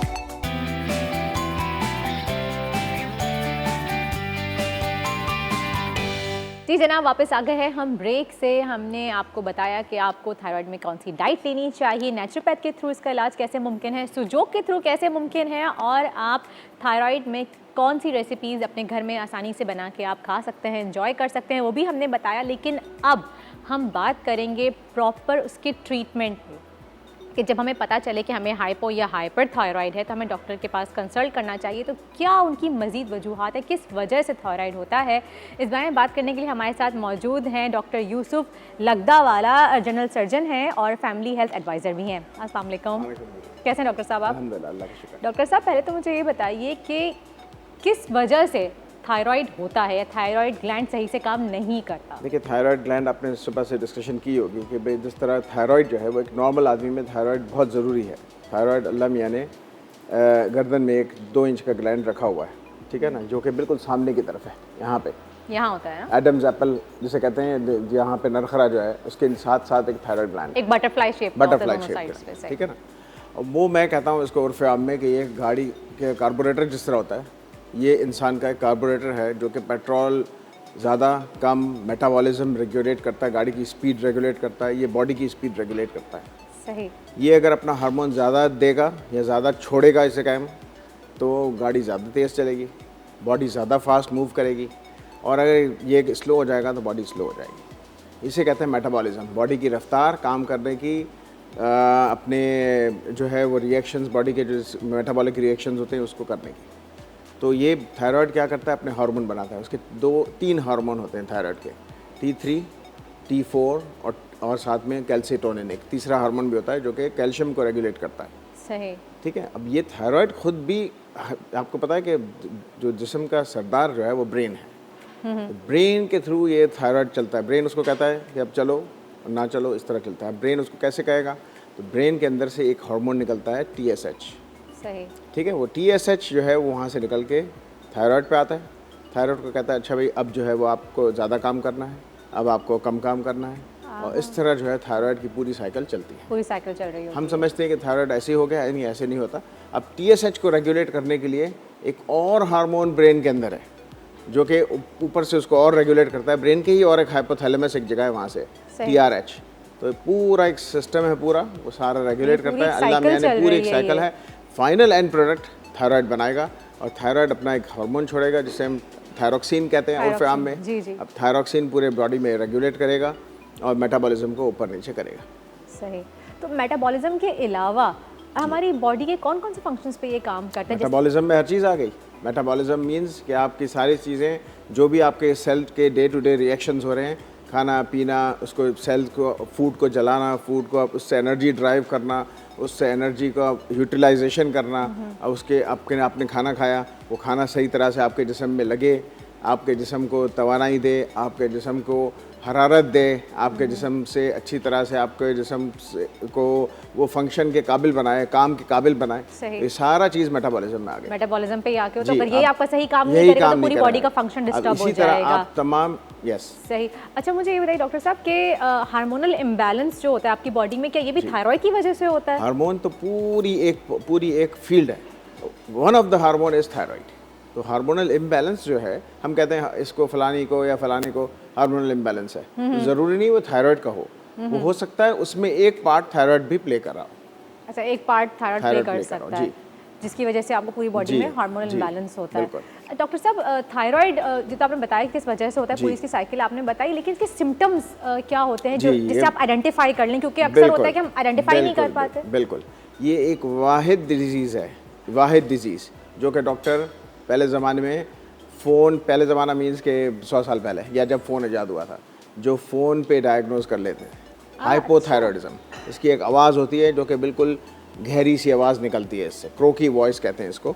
जो आदमी अगर हाइपोथायरॉयडिज्म का पेशेंट हो, ये देखिए एक पिक्चर भी है, इसमें थोड़ा सा एक्सप्लेन करेंगे। ये थायराइड है, बिल्कुल साथ में थायराइड लगा हुआ है, और ये जो इसे कहते हैं हम, आप ऊपर जो साउंड बॉक्स है उसके साथ ही थायराइड लगा हुआ है। बिल्कुल आप कहेंगे इस थायराइड की दोनों लोब्स हैं, बीच में इस्थमस है जिसे कहते हैं इस्थमस, जो कि इसके कनेक्टिंग लोब है, ठीक है ना। ये थायराइड है ग्लैंड है जो कि आपके सारी चीज़ें इसमें निकाल रहा है। सही। तो इसकी वजह से आवाज़ भी बदल जाती है? नहीं, अगर ये नहीं, इसकी वजह से क्या होता है, अब आवाज़ इसमें कैसे बदलती है कि ये अगर कम काम कर रहा है तो बॉडी के ऊपर वर्म चढ़ जाता है। जब वर्म चढ़ जाता है तो अंदर से साउंड बॉक्स के अंदर जो वोकल कॉर्ड्स होते हैं वो थिक हो जाते हैं, और फिर बड़ी अजीब सी एक क्रोकी वॉइस निकलती है। जो हेलो बोलेगा वो ऐसा पता चल जाएगा फ़ौरन से कि अच्छा ये थायराइड की आवाज़ है। तो फिजिशियंस हम ऐसे ही पता चल जाता है हमें कि अच्छा ये तो थायराइड की आवाज़ है, तो ये फ़ौरन पता चल जाएगा हाइपोथायरॉयडिज्म है। ऐसे ही मरीज़ वॉक इन करता है और सलामी करेगा आपको तो पता चल जाएगा। तो इसमें भी कहते हैं कुछ लोगों की आवाज़ भारी हो जाती है, कुछ किसी जी, की बारीक अब ये हाइपोथायरॉयडिज्म में होता है, हाइपर में नहीं होता। अच्छा, अब इसके दो कैटेगरीज हैं, एक हाइपोथायरॉयडिज्म, एक हाइपरथायरॉयडिज्म। अब मैंने जिस तरह बताया कि कार्बोरेटर आपका अगर तेज़ काम करेगा तो आप कहते हैं गाड़ी एडवांस हो गई, तो आपकी गाड़ी एडवांस हो गई तो पहले हाइपरथायरॉयडिज्म की बात करते हैं, ठीक है। ये एनाटॉमी इन्होंने लगाई है इसकी, ये anatomy of the thyroid gland है, उसके साथ पैराथायराइड अलग चीज़ होती है। खैर, ये पैराथायराइड बिल्कुल ही अलग चीज़ है। पैराथायराइड कैल्शियम की अलग, अच्छा, कैल्शियम की जो बात कर रहा था ना मैं, वो ये है, इसमें थायराइड की भी ग्लैंड होते हैं अलग से। तो इसकी बात करते हैं हाइपरथायरॉयडिज्म की। सही डॉक्टर साहब, हम इसके बारे में ज़रूर बात करेंगे, लेकिन सब ब्रेक का वक्त हो गया है। ब्रेक लेते हैं, ब्रेक से वापस आके फिर कंटिन्यू करते हैं डॉक्टर साहब के साथ।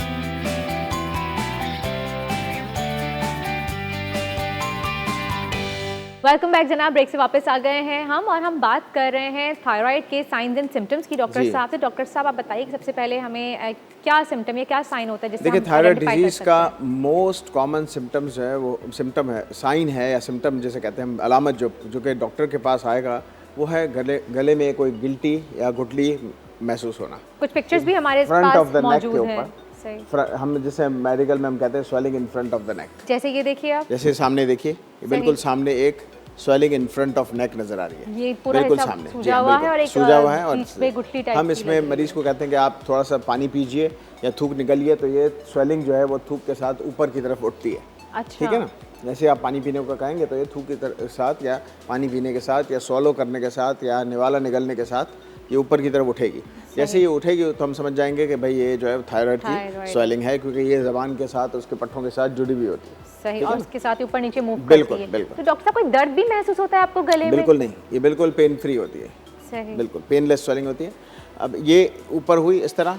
अब दूसरी अलामत ये, अब आपने थायराइड का गिलड़ महसूस किया। सही। अब ये दूसरी अलामत ये देखें तो अब हम थायराइड को 2 हिस्सों में डिवाइड करते हैं, हाइपर थायराइडिज्म यानी कि तेज़ काम करना उसी कार्बोरेटर का थायराइड का, और दूसरा हाइपोथायराइडिज्म या कम काम करना। तो पहली बीमारी हम लेते हैं हाइपर थायराइडिज्म या थायराइड का ज़्यादा काम करना। उसमें एक बीमारी होती है ग्रेव्स डिजीज़, जो ग्रेव्स डिजीज़ होती है जिसमें आँखों की अलामत होती है, और वो ये बीमारी है जिसमें इस तरह आँखों के पीछे कुछ ऐसे रिएक्शंस होते हैं कि जिसकी वजह से आंखें ऐसी बड़ी बड़ी हो जाती हैं, बहुत ज़्यादा बाहर की तरफ निकली नजर आ रही है, हम एम पे देख रहे हैं, और ये हाइपर की वजह से बहुत ज़्यादा। आदमी अगर क्लिनिक में जिस तरह अगर मरीज़ दाखिल होता है तो आप डर जाएं कि उसको क्या हुआ है, कहीं है मुझे घूर रहा है या क्या कर रहा है किस तरह, लेकिन ये बीमारी की एक अलामत है। और ये फिर इससे आँखों को शदीद नुकसान हो जाता है क्योंकि आँखें हर वक्त ऐसे रहती हैं, बंद नहीं हो सकती, जख्म पड़ जाते हैं और फिर आँखों की बिनाई पे भी इफेक्ट हो जाता है।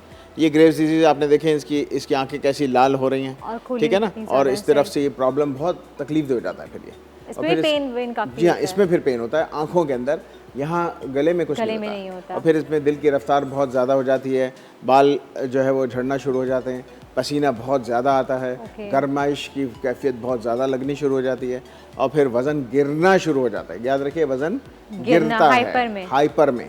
कुछ बीमारी ऐसी है जिसमें आदमी खाता रहे और वज़न गिरे, उसमें एक शुगर की बीमारी है और दूसरी बीमारी थायराइड की बीमारी है। हर वक्त थायराइड में हर वक्त शुगर नहीं होता, समटाइम्स ऐसी बीमारी जिसमें खाना खाए और वज़न गिरे वो एक बीमारी थायराइड की होती है। तो ये हाइपर थायराइडिज्म की एक वन ऑफ द बीमारी जो हम कहेंगे one of the disease is hyper thyroidism. अच्छा डॉक्टर साहब, जिनका वजन गिरता है थायराइड में, उनका डायबिटीज का भी इशू हो सकता है, शुगर लेवल लो हो रहा है, या अगर वो साथ में ऑटो इम्यूनिटी में आ जाए। ऑटो इम्यूनिटी क्या होती है कि अपनी बॉडी की कुव्वत मुदाफ़ियत खुद अपनी बॉडी की जो कुव्वत मुदाफ़ियत है वो अपनी बॉडी की खुद ही दुश्मन बन जाए। अब वो अपने जिस्म को पहचाने ना कि मेरा जिस्म है, वो ऐसी बीमारियाँ होती हैं, ऑटो इम्यून डिजीज़ कहते हैं उसको। इसमें एक बीमारी ये ग्रेव्स डिजीज़ भी है, और वो थायराइड के ख़िलाफ़ खुद ही कुव्वत मुदाफ़ियत बना लेती है और फिर थायराइड को या तो बहुत ज़्यादा बढ़ा देती है या थायराइड को ख़त्म कर देती है। अब वो दूसरी बीमारी जो हम बात करेंगे वो यही है मिक्सेडिमा, यानी कि हाइपोथायराइडिज्म। पहले हाइपर था जो कि ज़्यादा थायराइड था, और अब ये है हाइपोथायराइडिज्म जो कि कम थायराइड कर देती है। और अब इसके में सारी अलामत देखें, बरक्स हो गई, आँखें छोटी छोटी हो गई, चेहरा सूजा हो गया, पफी आईज हुई है, बाल गिरे से हो गए, एंड साथ में जो है पूरा पफी आईज हो गए, और इसकी आवाज़ जो है बिल्कुल इस तरह की आवाज़ निकलेगी। अच्छा, बाज़ दफ़ा ऐसा भी देखा जाता है कि जो लोग सांस नॉर्मली ले रहे होते हैं तो उनके जैसे कहते हैं ना बहुत ज़्यादा खर की आवाज़ आ रही होती है सांस नॉर्मल लेने में भी, उसकी वजूहत डिफरेंट है। क्या वो भी थायराइड की वजह से होता है? वो थायराइड की वजह से नहीं होती, वो सॉफ्ट टिश्यूज यहाँ के बहुत बड़े बड़े होते हैं, बहुत सौ के शॉर्ट नेक होती है, बहुत अच्छा वो अलग है, इसमें सिर्फ आवाज़ बदलती है हमारी, हो सकती है कि थायराइड की वजूहत हो। सही, लेकिन इस तरह की अलामात जब भी आप अपने अंदर महसूस करें तो ज़्यादा बेहतर है कि फौरन टेस्ट पे जाएं, और टेस्ट भी डॉक्टर साहब थायराइड प्रोफाइल पूरा प्रॉपर टेस्ट करवाएं। आप थायराइड प्रोफाइल करवाएं, सबसे इम्पोर्टेंट। सबसे पहले तो ये बात है कि ऐसी अलामत हो तो सीधे अपने डॉक्टर के पास जाएं। आप इधर उधर के टोटकेबाजी करने के बजाय सबसे इम्पोर्टेंट है कि डॉक्टर से मिलें। बहुत छोटा सा टेस्ट है, 3 टेस्ट आपको नहीं करवाने, अफोर्ड नहीं कर पा रहे तो सिंपल टेस्ट है थायराइड स्टिमुलेटिंग हार्मोन, TSH। वापस कहूँगा TSH। ये TSH का टेस्ट करवाएं, बहुत सस्ता टेस्ट होता है, गवर्नमेंट हॉस्पिटल से फ्री में हो जाएगा। उसकी 4, 5 या 10 तक वैल्यू होती है उसकी। 4, 5 से वैल्यू अगर ऊपर आती है तो कुछ शक की बुनियाद बनती है उसकी, 0 to 4, 5 के दरमियान। 0 से नीचे आती है तो फिर हम कहते हैं कि हाँ ये हाइपर होगा, या फिर हाइपो होगा, फिर 4, 5 से ऊपर होगा तो फिर हम कहेंगे कि ये लैब टेस्ट से हम आइडेंटिफाई कर सकते हैं। जनाब ब्रेक का वक्त हो गया है, ब्रेक लेते हैं, ब्रेक से वापस आके मजीद बात करेंगे डॉक्टर साहब से।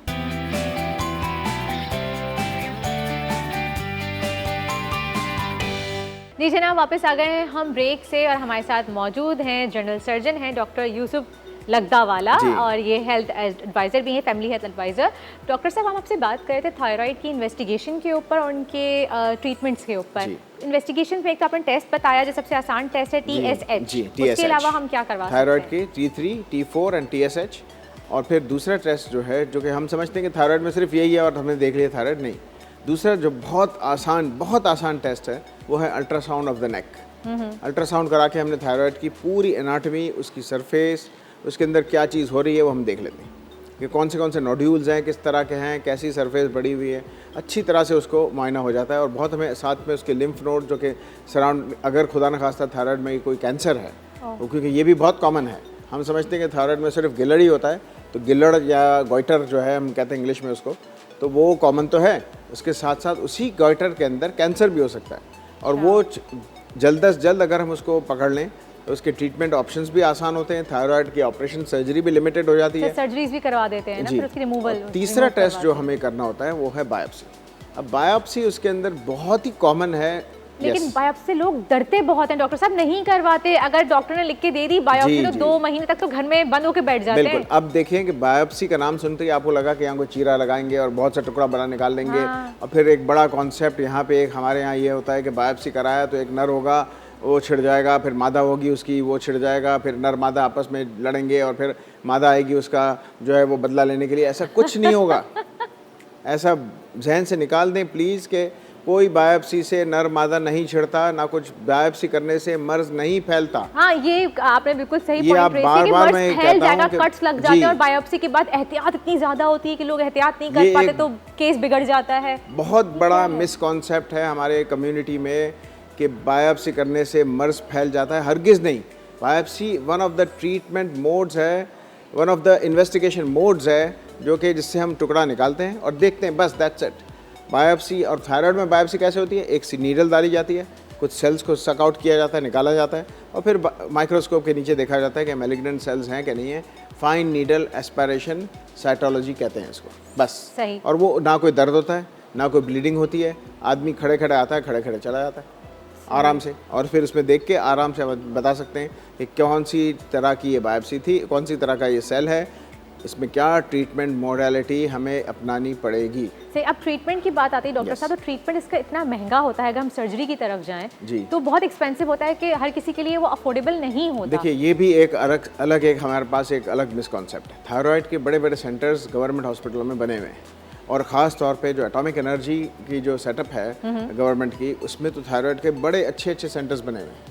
कुछ डिले होता है, तारीख पड़ती है, कोई रश बहुत ज़्यादा है, उसकी वजह से हम चाहते हैं कि फ़ौरन जाए और फ़ौरन हमें मिल जाए, ऐसे नहीं होता। थोड़ा तारीख उसकी पड़ती है और तारीख जो उसमें डेट्स आपको दी जाती है कि फ़लाँ तारीख को आइए, आपका टेस्ट भी हो जाएगा, स्कैन हो जाएगा थायराइड का स्कैन्स होते हैं, उसके अंदर उसकी डिफरेंट फॉर्म ऑफ डिजीज़ का पता चल जाता है, यानी कि प्रॉपर इन्वेस्टिगेशन और ट्रीटमेंट हो जाती है। फिर आप अस्पतालों में किया जाता है, स्पेसिफिक यूनिट पे जाते हैं, वहाँ आपको थायराइड की डिजीज़ का ट्रीटमेंट का तारीख दी जाती है और सर्जरी हो जाती है। और कितना ही सीवियर मसला क्यों ना हो थायराइड का, आपको ट्रीट किया जाएगा। बड़े से बड़ा थायराइड का ऑपरेशन अल्हम्दुलिल्लाह पाकिस्तान में हो जाता है। ऐसा कुछ नहीं है जो पाकिस्तान में थायराइड का कोई बीमारी ऐसी हो जो ना ट्रीटमेंट होती हो।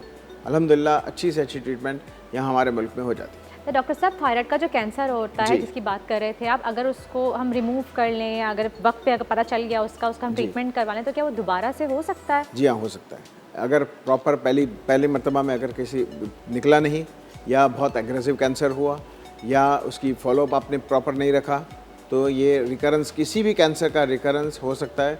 उसकी 5 ईयर सर्वाइवल रेट होता है। तो क्यों, वजह क्या होती है? किसी भी कैंसर की अपनी एग्रेसिवनेस होती है, उसकी अपनी उसके सेल्स की अपनी एक टाइप होती है, जो कि जिसे कहते हैं डिफरेंशिएशन होती है अपने पेरेंट सेल के साथ। तो वो बड़े मेडिकल लैंग्वेज में मुश्किल हो जाएगा ऑडियंस के लिए सुनना।